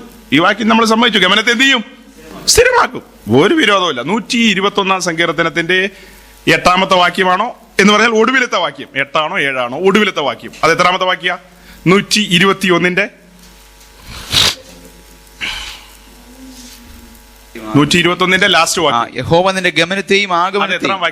8-ാം വാക്യം പ്ലീസ്. യഹോവ നിന്റെ ഗമനത്തെയും ആഗമനത്തെയും ഇന്നു മുതൽ എന്നേക്കും പരിപാലിക്കും. വീണ്ടും കറക്റ്റ് ആയിട്ട് വന്നിരിക്കുന്നു. അപ്പൊ ഇനി ക്ലിയർ ആയില്ല. അപ്പീലൊന്നുമില്ലല്ലോ. ഇനിയുണ്ട് അപ്പീല്. 37-ാം സങ്കീർത്തനം 23-ാം വാക്യം. 2 വാക്യത്തിലൂടെ പറഞ്ഞപ്പോ ഓക്കെ ആയി. 3-ാമത് ഒരെണ്ണം കൂടെ വായിക്കേണ്ടി വരും. ഒരു മനുഷ്യന്റെ വഴിയിൽ പ്രസാദം തോന്നിയാൽ യഹോവ അവന്റെ ഗമനം സ്ഥിരമാക്കുന്നു. എല്ലാവരും കേട്ടില്ല. ഒരു മനുഷ്യന്റെ വഴിയിൽ പ്രസാദം തോന്നിയാൽ. നിക്കട്ടെ. ഒരു മനുഷ്യൻ എന്ന് പറഞ്ഞാൽ വഴിയെ പോകുന്നവന്റെ കാര്യമല്ല. ഈ രാജ്യത്തിൽ, ദൈവരാജ്യത്തിലെ കാര്യമാ. ദൈവരാജ്യത്തിലെ ഒരുവന്റെ വഴി, അവൻ വഴി സൂക്ഷിച്ചാൽ വഴിയിൽ ദൈവത്തിന് എന്ത് ചെയ്യണം? ദൈവത്തിന് അവന്റെ വഴി അബദ്ധ സഞ്ചാരങ്ങളല്ല, വഴി തെറ്റിയ ഒരു വഴി പോക്കല്ലെങ്കിൽ കറക്റ്റ് വഴിയിലൂടെ പാതയിലൂടെ തന്നെ അപ്പന്റെ കൈ പിടിച്ച് തന്നെ പോകുന്ന ഒരു മോനാണെങ്കിൽ അപ്പന് മകനോട് എന്ത് തോന്നും? പ്രസാദം തോന്നും. അത് കഴിയുമ്പോഴോ? കേട്ടല്ലോ. ആദ്യത്തെ 2 വാക്യവും കേട്ടു, ഒടുവിലത്തെ വാക്യവും കേട്ടു. ആദ്യത്തെ 2 വാക്യം കേട്ടപ്പോൾ ഗ്ലോറി അല്ലേലിയ നമുക്ക് വന്നു പോകും. പക്ഷെ ഈ 3-ാമത്തെ വാക്യവും കൂടെ പറഞ്ഞിട്ട് ചേർന്നൊരു സ്വോത്രം പറയുക. അങ്ങനെ കേട്ടിട്ടില്ലേ? ചേർന്ന് സ്വോത്രം പറയുന്ന ഒരാളെ കഴിഞ്ഞ ദിവസം ഞങ്ങൾ ഒരു മണിക്കൂർ സ്കാനിങ്ങിന് വിധേയമാക്കി. അങ്ങനെ 1 മണിക്കൂർ കൊണ്ട് പിറ്റേ ദിവസം ഞങ്ങളുടെ കൂടെ ഒരു വലിയ കൂട്ടായ്മയ്ക്ക് വരാമെന്ന് പറഞ്ഞത്. ആള് വന്നില്ല. ഒരു മാർഗത്തിൽ നിന്ന് വന്ന എനിക്ക് സഹതാപമുണ്ട് ആ സഹോദരനോടൊക്കെ. ഹിന്ദു മാർഗത്തിൽ നിന്ന് ഇതിലേക്ക് വന്ന് ഇതിന്റെ ശരിയായ പാത വെളിപ്പെട്ട് കിട്ടാതെ ഈ പറഞ്ഞ ഉയർത്തുമെന്നും മാനിക്കുമെന്നും. ഈ മാനിക്കുന്ന എങ്ങനെയാ? പഴയ നിയമത്തിൽ ചിലയിടത്ത് മാനിക്കുന്ന കാര്യം പറയുന്നുണ്ട്. ഈ നമ്മെ എങ്ങനെയാ ഈ മാനിക്കുന്നേ? ഏത് നിലയിലെ ദൈവം മാനിക്കുന്നു എന്ന് പറയുന്നത്? അത് പറയാം. അതിനു മുമ്പ് ഇപ്പൊ വായിച്ചത് എന്താണ്? ഒന്നോടെ പറഞ്ഞ വാക്യം 37-ന്റെ. പ്രസാദം തോന്നിയാൽ യഹോവ അവന്റെ ഗമനം സ്ഥിരമാക്കും. അപ്പൊ ദൈവത്തിന് പ്രസാദകരമായ ഒരു ജീവിതം നാം കാഴ്ചവെച്ചാൽ നമ്മുടെ ഗമനത്തെ അവൻ എന്ത് ചെയ്യും? സ്ഥിരമാക്കും. ദൈവത്തിന് പ്രസാദകരമായ ഒരു ജീവിതം ജീവിക്കാൻ നിങ്ങളെ അഭ്യസിപ്പിക്കാനാണ് ദൈവദാസന്മാരായ ഞങ്ങൾ അരയും തലയും മുറുക്കി നിങ്ങൾക്ക് വേണ്ടി സേവിക്കാൻ ഇവിടെ നിൽക്കുന്നത്. ദൈവത്തിന് പ്രസാദകരമായ ഒരു ജീവിതത്തിന് ഉടമകളാക്കി നിങ്ങളെ വാർത്തെടുത്ത് പണിതെടുക്കണം. ചെറിയ കൂട്ടത്തെ അങ്ങനെ എന്ത് ചെയ്യണം? അപ്പോൾ നിങ്ങളുടെ ഗമനത്തെ ദൈവം എന്ത് ചെയ്യും? പലരും അസ്ഥിരരായി സ്ഥിരതയില്ലാതെ ഓടുമ്പോൾ ഒരു ചെറിയ കൂട്ടം സ്ഥിരതയോടെ നിന്നാൽ പിതാവ് സന്തോഷിക്കും. സകലരും അപ്പം തിന്നവർ വിട്ടിട്ട് പോയി. മിച്ചം 12 പേരെ ഉണ്ടായുള്ളൂ. 12 പേരെ ഒടുവിൽ ബാലൻസ് ഉള്ളൂ. നിങ്ങൾക്കും പോകാമെന്ന് പറഞ്ഞപ്പോൾ അപ്പം തിന്നവര് അവര് നശിച്ചു പോകുന്ന അപ്പം മാത്രം തിന്നവരല്ല, ജീവമൊഴികൾ അകത്തുണ്ടായിരുന്നത് കൊണ്ട് അവർ സ്ഥിരമായി നിന്നു. അതുപോലെ ഈ ജീവന്റെ മൊഴികൾ നിങ്ങൾക്ക് തരുന്നതിന്റെ പിന്നിലുള്ള ഉദ്ദേശം നിങ്ങളുടെ ഗമനം എന്നും എന്തായിരിക്കണം? സ്ഥിരതയുള്ളവരായിരിക്കണം. സ്ഥിരതയോടെ ഓടേണ്ടവരാണ്. അപ്പോൾ ഇന്ന് അസ്ഥിരരായ ഒരു കൂട്ടം ആളുകളുടെ നടുവിൽ നാം വസിക്കുന്നു. നാം അങ്ങനെ അസ്ഥിരരാകാനല്ല നമ്മുടെ പിതാവ് ആഗ്രഹിക്കുന്നത്. പിതാവിന് നമ്മെ കുറിച്ച് വലിയ പദ്ധതികളുണ്ട് പ്രിയരെ. മാനിക്കുന്നു എന്ന് പറയുമ്പോൾ 2 കൊരിന്ത്യർ 11 2ഉം 3ഉം വാക്യങ്ങൾ. 2 Corinthians chapter 11 verse 2 and 3. 2 കൊരിന്ത്യർ 11 2ഉം 3ഉം. ഞാൻ നിങ്ങളെ ദുഃഖിപ്പിച്ചാൽ എന്നാൽ ദുഃഖിതനായവൻ. 2 കൊരിന്ത്യർ 11 2, 3. ഞാൻ നിങ്ങളെ കുറിച്ച് ദൈവത്തിന്റെ എരിവോടെ എരിയുന്നു. ഞാൻ ക്രിസ്തു എന്ന ഏക പുരുഷന് നിങ്ങളെ നിർമ്മല കന്യകയായി ഏൽപ്പിപ്പാൻ വിവാഹ നിശ്ചയം ചെയ്തിരിക്കുന്നു. നിൽക്കട്ടെ. ആർക്കും വേണ്ടാതെ എവിടെയോ കിടന്ന നമ്മെ ആ കുഴിയിൽ നിന്ന് ചീഞ്ഞളിഞ്ഞ നാശകരമായ കുഴിയിലും കുഴഞ്ഞ ചേറ്റിലും കിടന്ന് നമ്മെ പൊക്കിയെടുത്തുകൊണ്ടുവന്ന് മഹത്തരമായ ഒരു ബന്ധത്തിലേക്ക് കൊണ്ടുവന്ന ആ നിമിഷത്തിൽ മാനം തുടങ്ങി. നമുക്ക് മാനിക്കൽ ആരംഭിച്ചില്ലേ? ആരംഭിച്ചോ ഇല്ലയോ? വേഗം ഒരു ഉദാഹരണം പറയട്ടെ. വേഗം എന്ന് പറഞ്ഞ് അവസാനിപ്പിക്കാം. ഉദാഹരണം ഇവിടെ പറഞ്ഞിട്ടുള്ളതാ. എന്നാൽ ഇപ്പൊ ഇത് പറഞ്ഞപ്പോ മാനിക്കൽ ക്ലിയർ ചെയ്യണമെങ്കിൽ ഇതും കൂടെ പറഞ്ഞാലേ ഒക്കത്തുള്ളൂ. പറഞ്ഞിട്ടുണ്ടോന്ന് ഞാൻ ഓർക്കുന്നില്ല. ഒരു രാജ്യത്തിൽ ഒരു വലിയ മഹാരാജാവ്, ഒരു ചക്രവർത്തി ഉണ്ടായിരുന്നു. ആ ചക്രവർത്തി തിരുമനസ് ഒരു തീരുമാനം അല്ലെങ്കിൽ ഒരു കൽപ്പന പുറപ്പെടുവിച്ചു. എന്റെ രാജ്യത്തിൽ വ്യഭിചാരം ചെയ്യുന്ന ആരെയെങ്കിലും പിടിച്ചാൽ അവരെ കല്ലെറിഞ്ഞ് തൽക്ഷണം കൊന്നുകളയും. ഇവനോടെ വെച്ചേക്കത്തില്ല, കൊന്നുകളയും എന്നൊരു ഡിഗ്രി പുറപ്പെടുവിച്ചു.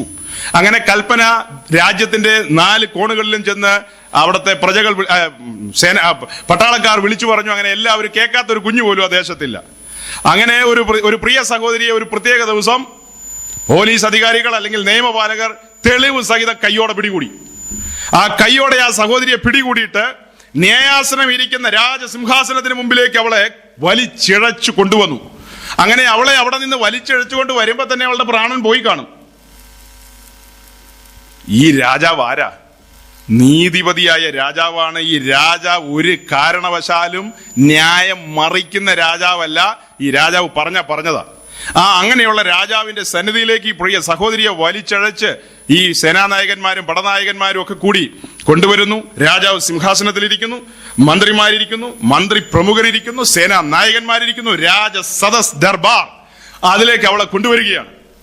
അങ്ങനെ എല്ലാവരും നോക്കി നിൽക്കുമ്പോൾ നിശബ്ദമായൊരു നിമിഷം ആ പ്രിയപ്പെട്ടവളെ രാജസിംഹാസനത്തിന് മുമ്പാകെ നിർത്തിയിരിക്കുന്നു. ഒരു ഭാവനയെ പറയുന്നതാ, ചോദ്യങ്ങൾ ഇടയ്ക്ക് വരരുത് ഇതിനകത്ത്. അവിടെ എങ്ങനെയാ നിന്നൊന്നും ചോദിക്കരുത്, കാര്യം മനസ്സിലാക്കാൻ വേണ്ടിയാ, പ്ലീസ്. അപ്പോൾ അങ്ങനെ നിൽക്കുമ്പോൾ തെളിവ് സഹിതമാണ്. സകലതും അവിടെ വിസ്തരിക്കപ്പെട്ടു, തെളിയിക്കപ്പെട്ടു. കുറ്റവാളിയാണ്. ഇനി ഒരു ഓർഡർ വായിൽ നിന്ന് രാജാവിന്റെ വന്നാൽ മതി. കല്ലുകൾ തയ്യാറാണ്. ഇളയവരും മൂത്തവരും ഒക്കെ തയ്യാറാണ് എറിയാൻ. സകല പുള്ളികളും തയ്യാറായി നിൽക്കുന്നു. ഇനി കല്ലങ്ങ് എറിഞ്ഞാൽ മതി. ആ ചടങ്ങും കൂടി ഉള്ളൂ. ആ സമയത്ത് രാജസിംഹാസനത്തിൽ നിന്ന് ഒരു സ്വരം, നീ കുറ്റവാളിയാണെങ്കിലും ഞാൻ നിന്നെ വെറുതെ വിടുന്നു. തീർന്നില്ല. നീ കുറ്റവാളിയാണെങ്കിലും ഞാൻ നിന്നെ വെറുതെ വിടുന്നു എന്ന അലിവുള്ളൊരു സ്വരം രാജസിംഹാസനത്തിൽ നിന്ന് പുറപ്പെടുന്നു. അപ്പോൾ തന്നെ അവൾക്ക് ഹാർട്ട് അറ്റാക്ക് വന്നു കാണും. മരിക്കാൻ തയ്യാറായി നിൽക്കുക. അത് തയ്യാറാണ്, റെഡിയാണ്. തീർന്നെന്ന് വിചാരിക്കുന്ന ആ സെക്കൻഡിൽ തന്റെ മുൻപിലേക്ക് അപ്രതീക്ഷിതമായി ഒരു സ്വരം മുഴങ്ങുകയാണ്. നീ കുറ്റക്കാരിയാണ്, ശിക്ഷയ്ക്ക് പാത്രമാകേണ്ടവളാണെങ്കിൽ തന്നെയും ഞാൻ എന്റെ അലിവിൽ നിന്നെ എന്ത് ചെയ്യുന്നു, അല്ലെങ്കിൽ ഞാൻ നിനക്ക് പകരം ഒരു സബ്സ്റ്റിറ്റ്യൂട്ട്, വേറൊരു സംവിധാനം ചെയ്തിട്ടുണ്ട് നിന്റെ കുറ്റത്തിന് പകരം. അതുകൊണ്ട് ഞാൻ നിന്നെ വെറുതെ വിടുന്നു എന്ന് പറഞ്ഞു. അവൾ പോകാനായി തിരിയുന്നു. ആ തിരിയുന്ന സമയത്ത് രാജസിംഹാസനത്തിൽ നിന്ന് ഒരിക്കൽ കൂടെ ഒരു സ്വരവും കൂടെ മുഴങ്ങുകയാണ്. ഞാൻ നിന്നെ എന്റെ പട്ടമഹിഷിയായി, എന്റെ രാജ്ഞിയായി, ക്യൂനായി അപ്ഗ്രേഡ് ചെയ്തിരിക്കുന്നു.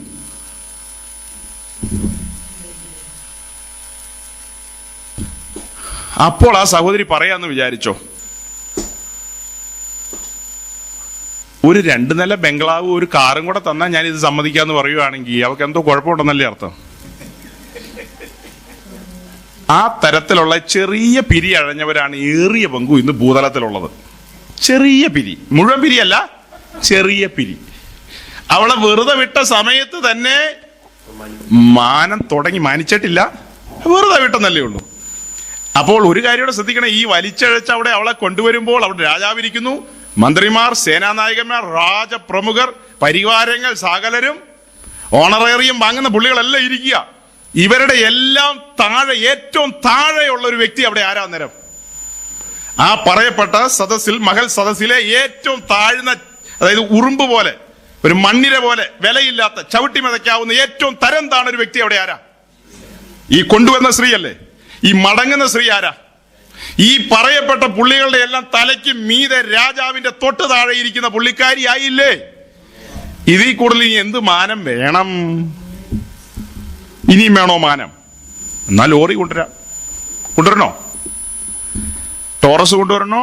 ട്രെയിലർ കൊണ്ടുവരണോ? ബാംഗ്ലൂരിൽ നിന്ന് ടോള് നിങ്ങൾ കൊടുത്താൽ മതി, ഫിലിപ്പ് ബ്രദർ കൊടുത്തോളും ടോളൊക്കെ. ഞാൻ വേണമെങ്കിൽ സംഘടിപ്പിക്കാം. പാർട്ടികൾ ഇഷ്ടം പോലെ ഉണ്ട് അവിടെ, പല റേഞ്ചിലുള്ളത്. 500-കാര്, 1000-കാര്, 5000-കാര്, 10000-കാര്, ട്രെയിലറുമായിട്ടെല്ലാം തയ്യാറായി നിൽക്കുക ആളുകൾ. വേണമെങ്കിൽ തരാം. മാനം കിട്ടിയോ ഇല്ലയോ? ഇത് ഈ നമ്മുടെ ഈ സാധനം, ഈ ദിമ വർക്ക് ചെയ്യണം. വർക്ക് ചെയ്താൽ മാത്രമേ ഇതൊക്കെ പിടികിട്ടത്തുള്ളൂ. അപ്പൊ സഹോദരങ്ങളെ, നാം ആ വിവാഹ ബന്ധത്തിലേക്ക്, അവിടെ വിവാഹ ബന്ധമാണ്.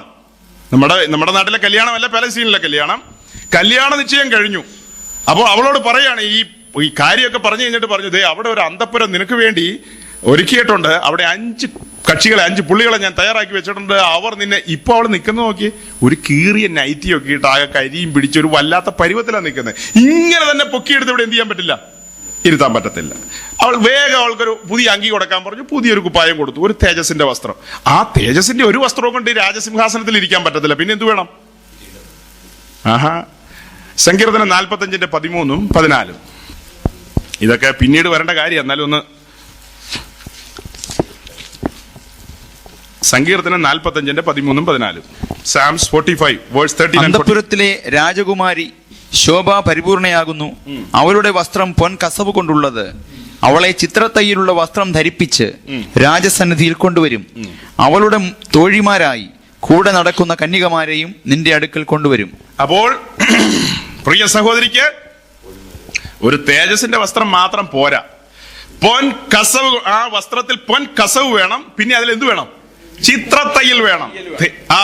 പൊൻ കസവ് കൊണ്ടുള്ള ചിത്രത്തയ്യലുള്ള വസ്ത്രമൊക്കെ അവൾക്ക് വേണ്ടി തുന്നി തയ്യാറാക്കി അത് ധരിപ്പിച്ച് പിന്നത്തേതിൽ ഈ തോഴിമാരെല്ലാം കൂടി അവളെ രാജസന്നിധിയിലേക്ക് കൊണ്ടുവരുന്ന ഒരു വരവുണ്ട് കേട്ടോ. പക്ഷെ അതിനു മുമ്പ് ഈ പ്രിയപ്പെട്ട സഹോദരി ലീവ് എടുത്ത് പോവുകയാണെങ്കിൽ എനിക്കൊന്നും ചെയ്യാൻ പറ്റില്ല. ലീവ് ആപ്ലിക്കേഷൻ തന്നു കഴിഞ്ഞാൽ ഞാൻ എന്ത് ചെയ്യും? ഒരു സഹോദരി അങ്ങനെ വന്നോണ്ടിരുന്നേ അല്ല, അങ്ങനെ ഒരു സഹോദരി അങ്ങനെ കൊച്ചി പട്ടണത്തിലെ എളംകുളത്താണോ ഏതൊരു കുളത്തിലുള്ളതാണ്, അങ്ങനെ വന്നുകൊണ്ടിരുന്നതാണ്. ഇവിടെ കസേരകൾ ആ സഹോദരിക്ക് വേണ്ടി പറഞ്ഞു ഒത്തിരി കാലങ്ങളായിട്ട് വെറുതെ കിടപ്പുണ്ട്. പിന്നത്തേതിൽ ആ സഹോദരി മകന്റെ വഴിയിൽ, മകൻ വലിയ വർഷിപ്പ് ലീഡറും പരിപാടികളൊക്കെയാണ്, ചങ്ങനാശ്ശേരി ഭാഗത്താണ് പുള്ളി കറങ്ങുന്നത്. അത്യാവശ്യം മനസ്സിലായല്ലോ അല്ലേ? അങ്ങനെ കറങ്ങിക്കൊണ്ടിരുന്നതാണ്. ഭർത്താവും കൂടെ ഇവിടെ വന്ന് പുറകിലിരുന്ന ആ കസേരയിൽ നല്ല മലയാളത്തിൽ ഞാൻ പ്രസംഗിക്കുന്ന കേട്ട് ഗ്ലോറി അല്ലേലിയ എന്നിട്ട് പറഞ്ഞു എന്റെ വീട്ടിലും കൂടെ വന്ന് ഇതുപോലെ പ്രസംഗിക്കണം എന്നൊക്കെ പറഞ്ഞ സഹോദരി ഇപ്പൊ പൊടി പോലും ഇല്ല കണ്ടുപിടിക്കാൻ. ലീവ് എടുത്തന്നേ ഇപ്പൊ വരാറില്ല. മനസ്സിലായോ കേട്ടത്? വിളിക്കപ്പെട്ടവർ അനേകർ, തെരഞ്ഞെടുക്കപ്പെടുന്നവർ. ലീവ് ആപ്ലിക്കേഷൻ തന്നാൽ ഒന്നും ചെയ്യാൻ പറ്റത്തില്ല. ഈ സൂചി കേറി ഇറങ്ങി. നിങ്ങൾ ഈ എംബ്രോയിഡറി എന്നൊക്കെ കേട്ടിട്ടുണ്ടോ? ഇതൊരു എംബ്രോയിഡറിയാ. അത് നല്ലൊരു ഷോളൊക്കെ ഉണ്ടല്ലേ കാണിക്കാൻ പറ്റുള്ളൂ. ഇതിന്റെ അകത്തോടെ ഒരു വെള്ള പോലെ ഒക്കെ ഒരു വര പോകുന്നുണ്ടോ? ഇതൊക്കെ ചുമ്മാ പെയിന്റ് അടിച്ച് പിടിപ്പിച്ചേക്കുന്നതല്ല. സൂചി കേറും, പിന്നെ ഇറങ്ങും, പിന്നെ കേറും ഇറങ്ങും. അങ്ങനെ ഇറങ്ങിയാണ് ഇങ്ങനെ പല ഷേപ്പിലുള്ള പല ഡിസൈൻസ് ഒന്നും ഇല്ല ഇവിടെ കയ്യില്. അപ്പൊ അങ്ങനെ ഡിസൈൻസ് ഒക്കെ ഈ സൗര്യന്മാരുടെ ഒക്കെ ഷോളൊക്കെ കണ്ടിട്ടില്ലേ? അതിനകത്തേക്ക് ഡിസൈൻസ് എന്ന് പറയുന്നത് ചുമ്മാ ഡിസൈൻ വരട്ടെ, ടച്ച് എന്ന് പറയുമ്പോൾ വരുന്നതല്ല. ഈ ഷോളിലേക്ക് നോക്കി ടച്ച് എന്ന് പറയുമ്പോഴത്തേക്ക് ഒരു ഡിസൈൻ വരുമോ? വായിക്ക് സൗരം ഒന്നോടെ കേൾക്കട്ടെ എല്ലാവരും, നാണം വരട്ടെ നമുക്ക്. 45:13-14. അന്തഃപുരത്തിലെ രാജകുമാരി ശോഭ പരിപൂർണയാകുന്നു. ആകണം, പരിപൂർണയാകുന്നു എന്ന് എഴുതി എന്ന് കരുതി പരിപൂർണതയിലേക്ക് നാം വരേണ്ടതുണ്ട്. വന്നു കഴിയുമ്പോഴത്തെ വാക്യമാണിത്. അവളുടെ വസ്ത്രം പൊൻ കസവ് കൊണ്ടുള്ളത്. അവളെ ചിത്ര തയ്യലുള്ള വസ്ത്രം ധരിപ്പിച്ച് രാജസന്നിധിയിൽ കൊണ്ടുവരും. അപ്പൊ അതൊക്കെ ധരിപ്പിക്കാനുള്ള ആളുകളെ ഈ 5 വിധ പാർട്ടികൾ അവരും ലീവ് എടുത്തിരിക്കുക. അപ്പോ ആദ്യത്തെ കാര്യമൊക്കെ, രണ്ടാമതോ ഈ അണിയിച്ചൊരുക്കേണ്ടവരെല്ലാം ലീവ് എടുത്തിരിക്കുക. അവരെല്ലാം ലീവ് ആപ്ലിക്കേഷൻ തന്നിരിക്കുന്നു. സാരമില്ല, അവസരങ്ങളാണ്. ഈ സ്വരം കേട്ടുകൊള്ളുക, അത് വെളിയിലുള്ള സ്വരമാണ്. വേഗം നിർത്താൻ ഞാൻ കുറെ നേരമായില്ലേ വേഗം എന്ന് പറയുന്നു. അതങ്ങനെയാ. അപ്പോൾ ഈ പറയപ്പെട്ട നിലയിലുള്ള ചിത്രത്തയിലുള്ള പൊൻകസവൊന്നും കിട്ടിയില്ലെങ്കിൽ പറയപ്പെട്ട നിലയിൽ അങ്ങ് രംഗത്ത് വരാൻ പറ്റത്തില്ല. കല്ലേറിൽ നിന്ന് വിടുതൽ കിട്ടിയെന്നുള്ളത് സത്യമായിരിക്കാം. കല്ലേറിൽ നിന്ന് വിടുതൽ കിട്ടിയെന്നുള്ളത് സത്യമാണ്. പിന്നെ വാക്കും ഞാൻ കേട്ടതാണ്, അതൊക്കെ സത്യം. കേട്ടിട്ട് പിന്നെ നീ എന്തിയാ ലീവ് ആപ്ലിക്കേഷൻ തന്നിട്ട് എങ്ങോട്ട് പോയി? ഈ പരിപാടി തയ്യലും തുന്നലും ഒക്കെ ആയിട്ട് നടത്താൻ പറഞ്ഞ ആളുകൾ അവരും ലീവ് എടുത്തിട്ട് ചിലർ കുവൈറ്റിന് പോയി. എന്ത് ചെയ്യാൻ പറ്റും? ഫ്ലൈറ്റുകളെല്ലാം നെടുമ്പാശ്ശേരിയിൽ നിന്ന് അങ്ങോട്ട് പോകുന്നു. ചിലർ അമേരിക്കയ്ക്ക് പോയി, ചിലർ ഗൾഫിന് പോയി, ചിലർ നേപ്പാളിന് പോയി. നേപ്പാളിന് ആരും പോകുന്നില്ലെന്ന് തോന്നുന്നില്ലേ? ഓക്കെ, അങ്ങനെ പോകാവുന്നിടത്ത് ഇവരെല്ലാം പോയി. ഇപ്പൊ ഈ സഹോദരി തന്നെ ഇരിപ്പുണ്ട്. അങ്ങനെ തന്നെ ഇരിക്കുമ്പോഴൊക്കെ ദൈവത്തിന്റെ ആത്മാവ് ചിലപ്പോൾ പറയും, ഇങ്ങനെ YMCA ഒരു മീറ്റിംഗ് ഉണ്ട്, വരാൻ പറഞ്ഞു കഴിഞ്ഞാൽ പോരുക. വരുമ്പോ ഇങ്ങനെ ഇവിടെ തുന്നൽ നടക്കുകയല്ലേ, ഈ തുന്നലിന്റെ ഭാഗത്ത് ഈ കൂടെ അങ്ങ് കൂടി കഴിഞ്ഞാലുണ്ടല്ലോ, അന്നാളിൽ പുകഴ്ച ലഭിക്കും. സിംഹാസനത്തിലേക്ക് രാജ്ഞിയെ നടത്തി കൊണ്ടുവരുമ്പോൾ അനേകർ ഈ പ്രസംഗം കേട്ട് പുച്ഛിച്ചിടക്കിറങ്ങി പോയ ഒത്തിരി പേരുണ്ട്. ഇന്നൊന്നുമല്ല, കൊല്ലം 2-3 ഞാൻ ഇവിടെ നിൽക്കാൻ തുടങ്ങിയിട്ട് എത്ര പേരെ ഇറങ്ങിപ്പോയത്. എത്ര പേര് ഇറങ്ങിപ്പോയാലും ആ കസേരകളിൽ ദൈവം ആരെങ്കിലും പിന്നെയും കൊണ്ടുവരും. നമുക്ക് ഈ തുന്നൽ മാറ്റാൻ പറ്റുമോ? കാരണം ഈ സഹോദരി ഇവിടെ കയറ്റി ഇരുത്തണമെങ്കിൽ പൊൻകസവ് വേണം, ചിത്രത്തൈല് വേണം. ഈ പരിപാടികളെല്ലാം കഴിഞ്ഞാലേ ഇവിടെ കയറ്റി ഇരുത്താൻ പറ്റത്തുള്ളൂ. എല്ലാവരും രക്ഷിക്കപ്പെട്ടു, ഇനി പാട്ടും ആരാധനയും മാത്രമാണ് വിചാരം. ഇതൊക്കെ അതിന്റെ കൂടെയുണ്ട്. പണികൾ പണിയണം. അതെല്ലാം വചനത്തിലൂടെയാണ് ഊടും പാവും നെയ്യുന്നത്. നൂല് സൂചി കയറുന്നു, ഇറങ്ങുന്നു, നൂല് അവിടെ നിന്ന് ഇങ്ങോട്ട് വരുന്നു. ഇവിടെ കണ്ടിട്ടില്ലേ നിങ്ങൾ ഈ എന്താണ് ടെക്സ്റ്റൈൽ മില്ലുകളിലെയൊക്കെ പ്രോസസ്സുകൾ? അത് കണ്ടാൽ മനസ്സിലാകും. ഇനി വേറെ വെളിപ്പാട് ദിവസത്തിലൊരു ഭാഗം കൂടെ ഒക്കെ എടുത്ത് പിന്നീട് ഈ വസ്ത്രം ഉണ്ടാക്കുന്നത്, ഈ കാര്യങ്ങളൊക്കെ നമ്മൾ പറയും. അപ്പോൾ വിഷമമായോ ഞാൻ പറഞ്ഞു വന്നപ്പോ? നമ്മുടെ ജോസങ്ങളൊക്കെ താടക്ക് കൈ കൊടുത്തു. സാജി പാസ്റ്റർ ഇങ്ങനെയൊക്കെ തുടങ്ങി എന്ത് ചെയ്യും എന്നുള്ളതാണ്. ഞാൻ എന്ത് ചെയ്യാനാ സഹോദരങ്ങളെ? ദൈവത്തിന്റെ സിസ്റ്റം ഇങ്ങനെയായിപ്പോയി. ഈ കോലത്തിൽ അങ്ങനെ തന്നെ പിടിച്ചുകൂടി ഇരുത്താൻ പറ്റില്ലെന്നേ. ചില തയ്യാറെടുപ്പ് ഈ യോഗ്യ മണവാളന്റെ കൂട്ടത്തിൽ ഇരുത്തണമെങ്കിൽ ആ യോഗ്യതയിലേക്ക് നമ്മളെ കൊണ്ടുവരണ്ടേ?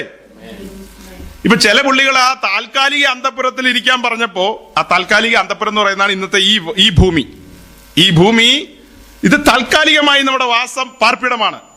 ഇത് ഒരു പഴകിയ വസ്ത്രം പോലെ ദൈവം എന്ത് ചെയ്യും? ചുരുട്ടിക്കളയുന്ന ഒരു ദിവസം വരുന്നു. ഈ താൽക്കാലിക അന്തഃപുരത്തിന്റെ മഹത്വം വർണ്ണിച്ചുകൊണ്ട് ഞാൻ ഒരു കാലത്തും പിടിച്ചു വെച്ച് പ്രാർത്ഥിക്കും, ഈ അന്തഃപുരം വിടില്ലെന്നൊന്നും പറഞ്ഞിട്ട് കാര്യമില്ല. മരണം റെഡിയാണ്. മരണം ഒരു നാൾ നമ്മെ പിടിച്ചോണ്ട് പോകും. ഇവിടെ എന്നും കിടക്കാമെന്നൊന്നും ആരും വിചാരിക്കേണ്ട. ഇവിടെ നിന്ന് നാം എല്ലാം എന്ത് ചെയ്യേണ്ടി വരും? ഒരു ദിവസം പോകേണ്ടവരാണ്. അതിനു മുമ്പ് നമ്മുടെ തയ്യാറെടുപ്പുകളും ഒരുക്കങ്ങളും എല്ലാം എന്ത് ചെയ്യണം? ക്ലിയർ ആകണം സഹോദരങ്ങളെ. വേഗം അവസാനിപ്പിക്കാം. അപ്പോൾ നമ്മൾ മത്തായിയുടെ സുവിശേഷം 25:1-3 വരെ വായിച്ചുകൊണ്ട് അവസാനിപ്പിക്കും. മത്തായി 25:1 മുതൽ അതിന്റെ ആ ഒരു സസ്പെൻസ് അവസാനിപ്പിക്കാൻ പോവാ. സ്വർഗരാജ്യം മണവാളനെ എതിരേൽപ്പാൻ വിളക്ക് എടുത്തും കൊണ്ട് പുറപ്പെട്ട 10 കന്യകമാരോട് സദൃശമാകും. അവരിൽ 5 പേർ ബുദ്ധിയില്ലാത്തവരും 5 പേർ ബുദ്ധിയുള്ളവരുമായിരുന്നു. ബുദ്ധിയില്ലാത്തവർ വിളക്കെടുത്തപ്പോൾ എണ്ണ എടുത്തില്ല. ബുദ്ധിയുള്ളവരോ വിളക്കോടുകൂടെ പാത്രത്തിൽ എണ്ണയും എടുത്തു. പിന്നെ മണവാളൻ താമസിക്കുമ്പോൾ എല്ലാവരും മയക്കം പിടിച്ചു. ഇത് നാം സൺഡേ സ്കൂൾ മുതൽ അല്ലെങ്കിൽ നമ്മുടെ പഴയ പശ്ചാത്തലം മുതൽ കേൾക്കുന്ന ഒരു ഭാഗമാണ്. ഇത് കേൾക്കാത്ത ആളുകൾ ഉണ്ടാവില്ല. വെളിയിലുള്ള ഒരു ഔട്ട്സൈഡേഴ്സ് പോലും ഇത് കേട്ടിട്ടുണ്ടാകാം. 10 കന്യകമാരുടെ ഉപമ. 5 പേർ ബുദ്ധിയുള്ളവരും 5 പേർ ബുദ്ധിയില്ലാത്തവരും. നമ്മുടെ പ്രസംഗം ചപ്പും ചവറും പലതും ഒക്കെ പറഞ്ഞു, ഗേഗസിയൊക്കെ പറഞ്ഞെങ്കിലും പ്രസംഗം ഇവിടെ വന്ന് അവസാനിക്കുകയാണ്. ഞാൻ ഫുൾ സ്റ്റോപ്പ് ഇടാൻ പോവുകയാണ്. അപ്പോൾ ഈ ലാസ്റ്റ് ഫുൾ സ്റ്റോപ്പിന് മുമ്പ് ഒരു ക്വസ്റ്റ്യൻ ചോദിച്ചുകൊണ്ടാണ് അവസാനിപ്പിക്കാൻ പോകുന്നത്. ഈ പറയപ്പെട്ട വായിച്ച വേദഭാഗത്തിലെ ബുദ്ധിയില്ലാത്ത മണവാട്ടിമാരുടെ കൂട്ടത്തിൽ എനിക്ക് ആകണമെന്ന് ആഗ്രഹമുള്ള ആരെങ്കിലും ഉണ്ടെങ്കിൽ അവരുടെ കരങ്ങളൊന്ന് ഉയർത്താം. ആരുമില്ല. ബുദ്ധിയുള്ള കന്യകമാരുടെ കൂട്ടത്തിൽ എനിക്ക് ആകണമെന്ന ആഗ്രഹമുള്ളവർ ഉണ്ടെങ്കിൽ അവരുടെ കരങ്ങൾ ഉയർത്താം.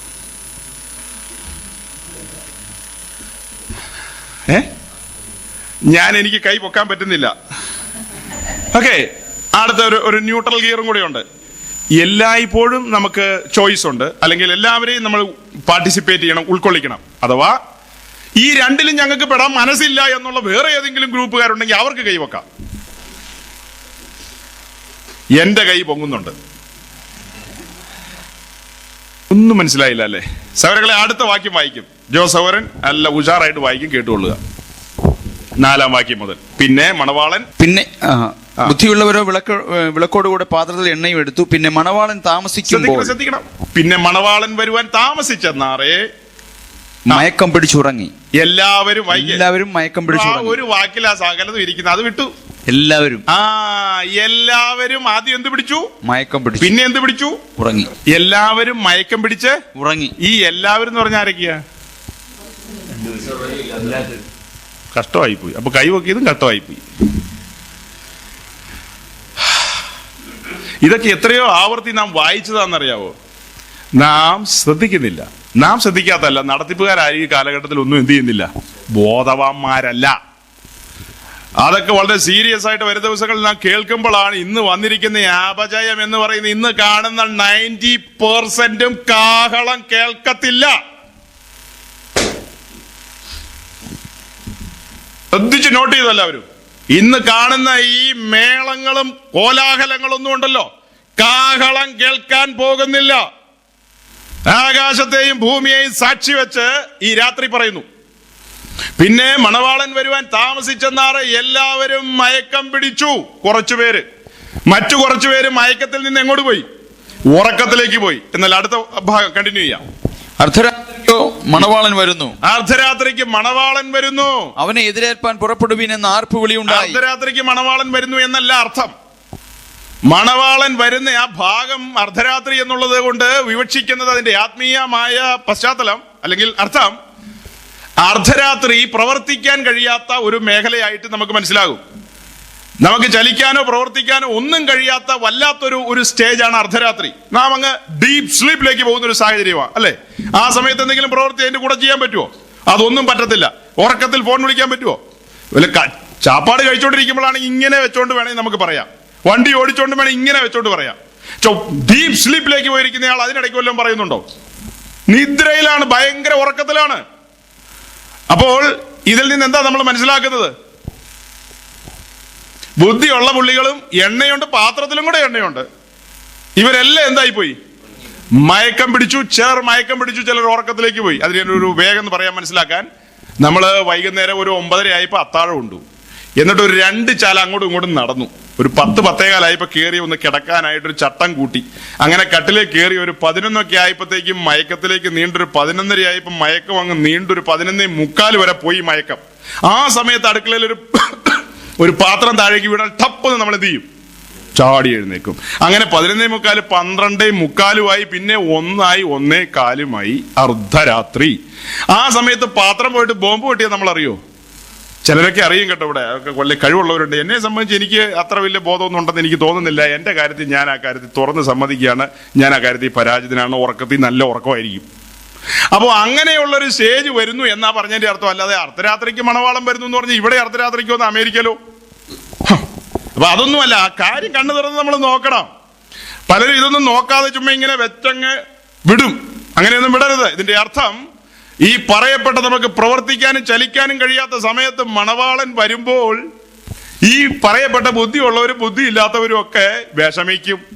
എന്നാൽ ഒരു കാര്യം ശ്രദ്ധിക്കുക, ഈ 3ാമത്തെ ഗ്രൂപ്പ് എഴുതിയിട്ടില്ല അവിടെ. ആ 3ാമത്തെ ഗ്രൂപ്പിന്റെ കാര്യം എഴുതിയിരിക്കുന്നത് ഈ 66 പുസ്തകത്തിനകത്ത് 3ാമത്തെ ഗ്രൂപ്പ് ഒളിഞ്ഞു കിടക്കുകയാണ്. അത് ഭാരപ്പെടണ്ട. അവളെ അന്തപുരത്തിൽ ഒരുക്കിക്കൊണ്ടിരിക്കുകയാണ്. അവളെ പുറത്തു കൊണ്ടുവരുന്ന ദിവസം വരുന്നു. അവളുടെ പേരാണ് ക്രിസ്തുവിന്റെ മണവാട്ടി. അവൾ ഒരിക്കലും ഉറങ്ങുന്നില്ല, മയങ്ങുന്നില്ല. അവയ്ക്ക് എങ്ങനെ ഉറക്കം നടിക്കാൻ കഴിയും? അവൾ മരുഭൂമിയിൽ തന്റെ പ്രിയന്റെ മേൽ മാറോട് ചാരി ഇങ്ങനെ പോയിക്കൊണ്ടിരിക്കുകയല്ലേ. രണ്ടുപേരും വർത്തമാനമൊക്കെ പറഞ്ഞ് ഇങ്ങനെ പോയിക്കൊണ്ടിരിക്കുന്ന ആ പോക്കിൽ അവൾക്ക് ഉറങ്ങാൻ പറ്റുമോ? ഇത് കേരളത്തിലുള്ള പലർക്കും മനസ്സിലായിട്ടില്ല. അവരതുകൊണ്ടെല്ലാം ബുദ്ധിയുള്ളവരാക്കാൻ നോക്കുക. ബുദ്ധിയൊന്നും വേണ്ട നമുക്ക്. നമുക്ക് ബുദ്ധിയല്ല വേണ്ടത്, നമുക്ക് ആത്മാവിനെ അനുസരിച്ച് നടക്കുന്ന ഒരു ജീവിതമാണ് വേണ്ടത്. ആത്മാവ് നമ്മെ നടത്തും മണവാളന്റെ അടുക്കിലേക്ക്. പരിശുദ്ധ ആത്മാവ് എങ്ങോട്ട് നടത്തും? സ്റ്റേജിൽ കസേരയിലേക്കല്ല നടത്തുന്നത്, അഭ്യാസത്തിനല്ല നടത്തുന്നത്. പരിശുദ്ധ ആത്മാവ് നമ്മെ പാളയത്തിന് വെളിയിൽ മരുഭൂമിയിലേക്ക് മണവാളന്റെ അടുക്കിലേക്ക് കൊണ്ടുപോകും. അവൻ നമ്മെ അവിടെ വെച്ച് അവൻ നമ്മോട് ഹൃദ്യമായി അങ്ങനെ സംസാരിച്ചു പോകുമ്പോ ഉറങ്ങുമെങ്കിൽ, സൗരങ്ങളെ, ഞാൻ ഈ കല്യാണം കഴിക്കുന്ന ആ സമയത്ത് രഹസ്യങ്ങൾ എങ്ങനെ പറയും എന്നുള്ളതാണ്. ആ സമയത്തൊക്കെ കല്യാണത്തിന്റെ ഒക്കെ ആ ഒരാഴ്ച പിറകിൽ വൈഫ് അന്ന് ജോലി ചെയ്യുന്നു. വൈഫല്ല, കല്യാണം കഴിക്കാനുള്ള പെങ്കൊച്ചാണല്ലോ, ബോംബെയിൽ ജോലി ചെയ്യാണ്. ആ സമയത്തൊക്കെ കല്യാണം അടുത്ത ആഴ്ചയോ പിന്നത്തെ ആഴ്ചയോ ഒക്കെയാ. അത്യാവശ്യം ഞങ്ങൾ ടെലിഫോണിലൊക്കെ നന്നായിട്ട് സംസാരിക്കുമായിരുന്നു. ഇന്ന് അത്രയും സംസാരിക്കുന്നില്ല. ഇന്ന് നോർത്ത് റെയിൽവേ സ്റ്റേഷനിൽ വെച്ച് വിളിച്ചപ്പോൾ ഞാൻ YMCA പോവുകയാണ്, എല്ലാം കഴിഞ്ഞിട്ട് ബാക്കി പിന്നെ വിളിക്കാം, പിന്നെ പറയാം, 2 ദിവസമായി വിളിച്ചിട്ട്. അപ്പൊ അത്യാവശ്യം എല്ലാ കാര്യവും ഞാൻ അന്വേഷിക്കാറില്ല. ഞാനിങ്ങനെ ഈ കാര്യങ്ങളൊക്കെ ആയിട്ട് നിൽക്കുമ്പോൾ എല്ലാ കാര്യങ്ങളും അന്വേഷിക്കില്ല. ആ കാര്യത്തിന്റെ ഫുൾ അതോറിറ്റി ഞാൻ കൊടുത്തിരിക്കുകയല്ലേ. ചിലരൊക്കെ അതോറിറ്റി കവരാറുണ്ട്, ഞാൻ ഒട്ടും കവരാറില്ല. മൊത്തം കൊടുത്തിരിക്കുകയാണ്. കൈകാര്യം ചെയ്തോ, മൊത്തം വീടെന്ത് അടക്കി ഭരിച്ചോ. ഞാൻ വന്നു കഴിയുമ്പോൾ ഇത്തിരി ഒന്ന് അഴച്ചു തന്നേക്കുക. അപ്പൊ അങ്ങനെയൊക്കെ അന്ന് സംസാരിച്ചു കൊണ്ടിരുന്നു എന്നുള്ളതാണ് എൻ്റെ അറിവ്, എൻ്റെ ബോധ്യമാണ്. അങ്ങനെ ആ സംസാരിച്ചു കൊണ്ടിരുന്ന ആൾക്ക് അത് വിവാഹ നിശ്ചയവും വിവാഹമായിട്ടുള്ള ഗ്യാപ്പാ പറയുന്നത്. അതിനിടയ്ക്ക് സത്യം പറഞ്ഞ കല്യാണ ദിവസം വരെ ഞാനും ഇങ്ങനെ ശ്രദ്ധിച്ചിരുന്നു. ഉള്ളത് പറയാം, ഇത്തിരി താമസിച്ചൊക്കെ കെട്ടിയതെങ്കിലും 2-3 കൊല്ലമൊക്കെ കഴിഞ്ഞുള്ളൂ. ഒരു 10-31 വയസ്സിലൊക്കെ കെട്ടിയത്. അപ്പോൾ അങ്ങനെ ആ സമയത്ത് ഞാൻ പോലും ഈ ഭയങ്കര ബിസിനസിന്റെ പുറകിൽ ചരണം എന്ന് പറഞ്ഞ് നടന്ന പുള്ളിയാണ് ഞാൻ. എന്നിട്ട് പോലും ഞാൻ പോലും വിവാഹ ദിവസവും ആ പെങ്കൊച്ചിനോടൊന്ന് സംസാരിക്കാനും ഒക്കെ ഒരു താല്പര്യം ഞാൻ പോലും പ്രകടിപ്പിച്ചെങ്കിൽ ഈ മണവാട്ടി ആ മണവാളന്റെ സ്വരം കേൾക്കാതെ അവൾക്ക് ഇരിക്കാൻ പറ്റുമോ? അവൾ ഈ ലോകത്തിന്റെ ആരവാരവങ്ങളുടെ നടുവിൽ പോയി കിടക്കുവോ? ആ സ്വരം കേട്ടുകൊണ്ട് നിന്നെങ്കിൽ നിന്ന, കഷ്ടമെങ്കിൽ കഷ്ടം, എന്തും വരട്ടെ, എന്റെ സമ്പാദ്യം എന്റെ മണവാളൻ മാത്രം. ആ ബോധ്യത്തിൽ അവൾ ഇങ്ങനെ മുന്നോട്ട് പോവുകയല്ലേ. ഞാൻ എന്റെ സഭയെ പണിയും, അവളെ ഞാൻ എന്റെ മാറോട് ചേർത്ത് നിർത്തി, ഞാൻ അവളെ ചെത്തും. മാറോട് ചേർത്ത് നിർത്തി ഞാൻ അവളെ ചെത്തും. എന്തിനാ? ഫലം കായ്ക്കണം. അവൾ ഫലം കായ്ക്കണം. അവൾ യോഗ്യ മണവാട്ടിയായി ആകാൻ ആവശ്യമില്ലാത്തത് പ്രൊജക്ട് ചെയ്ത് നിൽക്കുന്നതും അതും ഇതുമായ പലതും ഞാൻ എന്ത് ചെയ്യും? ചെത്തി കളയും. അങ്ങനെ ഞാൻ അവളെ എന്റെ ഹിതപ്രകാരം ലോകസ്ഥാപനത്തിന് മുമ്പ് ഞാൻ അവൾക്കുള്ളതെല്ലാം ഡിസൈൻ ചെയ്തിരിക്കുകയല്ലേ. കല്യാണക്കുറിയല്ല, അവൾക്കുള്ള സകലതും ഞാൻ എന്ത് ചെയ്തിരിക്കുന്നു? ഡിസൈനിങ് ഒന്നും മാറ്റാൻ ഒരു പുള്ളിയും തൽക്കാലം എന്ത് ചെയ്യണ്ട, ശ്രമിക്കണ്ട. നമ്മളോട് 3 പേരോടുവാ, ഞങ്ങൾ 3 പേരും എന്ത് ചെയ്യുന്നില്ല, ശ്രമിക്കുന്നില്ല. ഇനി ആരെങ്കിലും ഒക്കെ പരിശ്രമിക്കുന്നുണ്ടെങ്കിൽ പ്ലീസ് പരിശ്രമിച്ചോ, വല്ല കൂലിയും കിട്ടുമെങ്കിൽ വാങ്ങിച്ചോ. പക്ഷെ നമ്മുടെ പ്രതിഫലം എവിടെയല്ല, ഇവിടെയല്ല. അപ്പോ അത്യാവശ്യം കാര്യങ്ങളൊക്കെ ഗ്രഹിച്ചല്ലോ. അത്യാവശ്യം കാര്യങ്ങളൊക്കെ. ഇനി പ്രത്യേകിച്ച് വലിയ ആരവാരങ്ങളൊക്കെ വേണോ? സമയം പോയി. അപ്പോൾ നമ്മൾ അവസാനിപ്പിക്കുകയാണ്. കർത്താവ് വരാൻ താമസിച്ചാൽ പിന്നെയും നമ്മൾ മുഖതാവിൽ കാണുമെന്ന് ഞാൻ പ്രതീക്ഷിക്കുന്നു, കർത്താവ് അനുവദിച്ചാൽ. ഈ വചനങ്ങൾ ഒരു പ്രിപ്പയർഡ് മെസ്സേജിലല്ല ഇന്ന് നിൽക്കുന്നത്. ദൈവത്തിൻ്റെ ആത്മാവ് തന്നതുപോലെയാണ്. പ്രിപ്പയർ ചെയ്ത മെസ്സേജ് ഉണ്ട്, അത് പിന്നെ നമുക്കെടുക്കാം. ഒത്തിരി ചിന്തകൾ ദൈവത്തിൻ്റെ ആത്മാവ് ഇന്ന് ഞാൻ വളരെ സന്തോഷിക്കുന്നു. ദൈവത്തിൻ്റെ ആത്മാവ് ആഴമേറിയ ചിന്തകൾ തന്നു. എനിക്കും അത് വളരെ പ്രയോജനമാണ്. ഞാനും അത് കേട്ടു, എൻ്റെ കാതുകളും അത് കേട്ടു. മുന്നറിയിപ്പുകളുണ്ട്, എനിക്കും ബാധകമാണ്. ഒന്നാമത് എനിക്ക് ബാധകം. ഈ പ്രസംഗമൊക്കെ ഒന്നാമത് ആർക്കാ ബാധകമെന്ന് അറിയാവോ സൗരങ്ങളെ? പ്രസംഗിച്ച എനിക്കാ ബാധകം. ഞാൻ ഈ പറയപ്പെട്ട നിലയിൽ പൊൻകസവ് കൊണ്ടുള്ള ചിത്രത്തയിലുള്ള വസ്ത്രമില്ലാതെ ഈ പറഞ്ഞ നിലയിൽ അവിടെ എത്തിയില്ലെങ്കിൽ, അനേക കരങ്ങൾ എൻ്റെ നേരെ നീണ്ടു വരുമ്പോൾ നീയല്ലേ പ്രസംഗിച്ചത്, എന്നിട്ട് എന്താ എന്ന് ചോദിക്കുമ്പോൾ ഞാൻ ലജ്ജിച്ചു പോകും. അതിനെനിക്ക് ആഗ്രഹമില്ല. അതുകൊണ്ട് നമ്മുടെ കണ്ണുകളെ അടയ്ക്കാം. നമ്മുടെ കർത്താവ് നമ്മോട് സംസാരിക്കുകയാണ്. അനേക സ്വരങ്ങൾ ലോകത്തിൽ മുഴങ്ങുന്നു പ്രിയരെ. ആ സ്വരങ്ങളെല്ലാം വശീകരണത്തിൻ്റെതായിരിക്കാം. എന്നാൽ നമ്മുടെ പ്രിയന്റെ സ്വരം എപ്പോഴും കറക്റ്റ് ചെയ്യുന്ന സ്വരമായിരിക്കും. നാം ഈ വക്രതയുള്ള ലോകത്തിൽ ആയിരിക്കുന്നു എന്ന കാരണത്താൽ പലപ്പോഴും ലോകത്തിൻ്റെതായ പലതും നാം അറിയാതെ നമ്മിലേക്ക് കടന്നു വരും. അത് നമ്മുടെ പ്രിയന് അശേഷം സഹിക്കാൻ കഴിയത്തില്ല. തൻ്റെ പ്രിയതമ സകലരുടെയും മുമ്പിൽ, ആ തോഴിമാരുടെ മുൻപിൽ, മറ്റ് സേനാനായകന്മാരുടെ, മന്ത്രിമാരുടെ, ചിന്തിച്ചു നോക്കിയ സ്വർഗത്തിലെ അസംഖ്യ സൈന്യങ്ങൾ, മീഖായേലുണ്ട്, അവിടെ ഗബ്രിയേലുണ്ട്, കെറൂബുകളുണ്ട്, സെറാഫികളുണ്ട്, സകലതുമുണ്ട്. അതിന്റെ എല്ലാം മുൻപിൽ അവരെല്ലാം പഞ്ചപുച്ഛമടക്കി നിൽക്കേണ്ട മണവാട്ടിയല്ലയോ ഈ മണവാട്ടി? നാം അല്ലയോ ആ മണവാട്ടി? നാം ആ നിലയിൽ അവന്റെ ആഗ്രഹപ്രകാരം പണിയപ്പെട്ട് ഒരുക്കപ്പെട്ട് ആ തേജോമയമായ നിലയിലേക്ക് കടന്നു ചെല്ലുമ്പോൾ സ്വർഗീയ പിതാവ് കാത്തിരിക്കുകയാണ് നമുക്ക് വേണ്ടി വാസസ്ഥലങ്ങളെ തയ്യാറാക്കിക്കൊണ്ട്. ഈ ലോകത്തിൻ്റെതായ യാതൊരു ചപ്പും ചവറിലുമല്ല നമ്മുടെ പ്രശംസ. ഈ സന്ധിക്ക് നമ്മുടെ പ്രശംസ അവന്റെ ക്രൂശിൽ മാത്രം. ആ ക്രൂശില്ലായിരുന്നെങ്കിൽ ഇന്ന് സന്ധിക്ക് പ്രിയരെ നമ്മളിവിടെ കൂടത്തില്ല. ഒരിക്കലും സാധ്യമല്ല. ആ ക്രൂശിന്റെ ശക്തിയാണ് നമ്മെ ഒരുമിച്ച് ഇവിടെ വലിച്ചടിപ്പിച്ചിരിക്കുന്നത്. ഒരു മനുഷ്യന്റെ വാക്കുകൾക്ക് നമ്മെ 1 മണിക്കൂറോ അരമണിക്കൂറോ ഇരുത്താൻ കഴിയത്തില്ല. എന്നാൽ നമ്മുടെ പ്രിയന്റെ സ്വരം നമ്മുടെ മുമ്പാകെ പല നിലകളിൽ മുഴങ്ങിക്കൊണ്ടിരിക്കുന്നു. നമ്മുടെ കോവർക്കർ ആരാണെന്ന് മനസ്സിലാക്കുക. നമ്മുടെ പ്രിയൻ ആരാണെന്ന് മനസ്സിലാക്കുക. അവനിൽ സകലതും ഉണ്ട് പ്രിയരെ. നാം ഒരു ഭിക്ഷാന്തേഹികളല്ല, നാം അലയേണ്ടവരല്ല. നാം അവന്റെ പ്രിയതമയാണ്. നമുക്ക് വേണ്ടി ഇത് സകലതും അവൻ കരുതിയിട്ടുണ്ട്. അവന്റെ ആ സ്നേഹത്തിന്റെ ആഴം ഓർക്കുമ്പോൾ കർത്താവിന്റെ ദാസൻ ബൈജു പാസ്റ്റർ മുൻപോട്ട് വന്ന് പ്രാർത്ഥിച്ച് ആശീർവാദം പറയും. നാം പ്രാർത്ഥനയോടെ നാം എല്ലാവരും ഒരു സമർപ്പണത്തിലേക്ക് വരണം. നമ്മുടെ ഉള്ളിൽ ആ ആഴമേറിയ ഒരു സമർപ്പണത്തിന്റെ മണ്ഡലം. ഞാൻ ആ ബുദ്ധിയുള്ള കന്യകമാരുടെയും മറ്റുമൊക്കെ എക്സ്പ്ലനേഷൻ നമ്മൾ പിന്നെ എക്സ്പ്ലെയിൻ ചെയ്യും. എന്നാൽ ഈ അല്പം നമ്മുടെ മുൻപിൽ തുറന്നു തന്നു, കൂടുതൽ ധ്യാനിക്കാനും ചിന്തിക്കാനും വേണ്ടി. ആ കാര്യങ്ങൾ കൂടുതൽ ധ്യാനത്തോടും ചിന്തയോടും വരും ദിവസങ്ങൾ നാം ഒരുമിച്ച് കൂടേണ്ടതുണ്ട്. കൂടുതൽ ദൈവവചനത്തോട് അടുക്കേണ്ടതുണ്ട്. പരിശുദ്ധാത്മാവിനെ കൂടുതൽ ബഹുമാനിച്ച് അനുസരിക്കേണ്ടതുണ്ട്. അങ്ങനെയെങ്കിൽ നാം ഒരിക്കലും ലജ്ജിക്കുന്നവരുടെ കൂട്ടത്തിലാകത്തില്ല. നാം ദൈവത്തിന്റെ ആ ഹിതത്തിന്റെ പൂർണ്ണതയിലേക്ക് കടന്നു വരും. പ്രാർത്ഥനയോടെ ആയിരിക്കാം.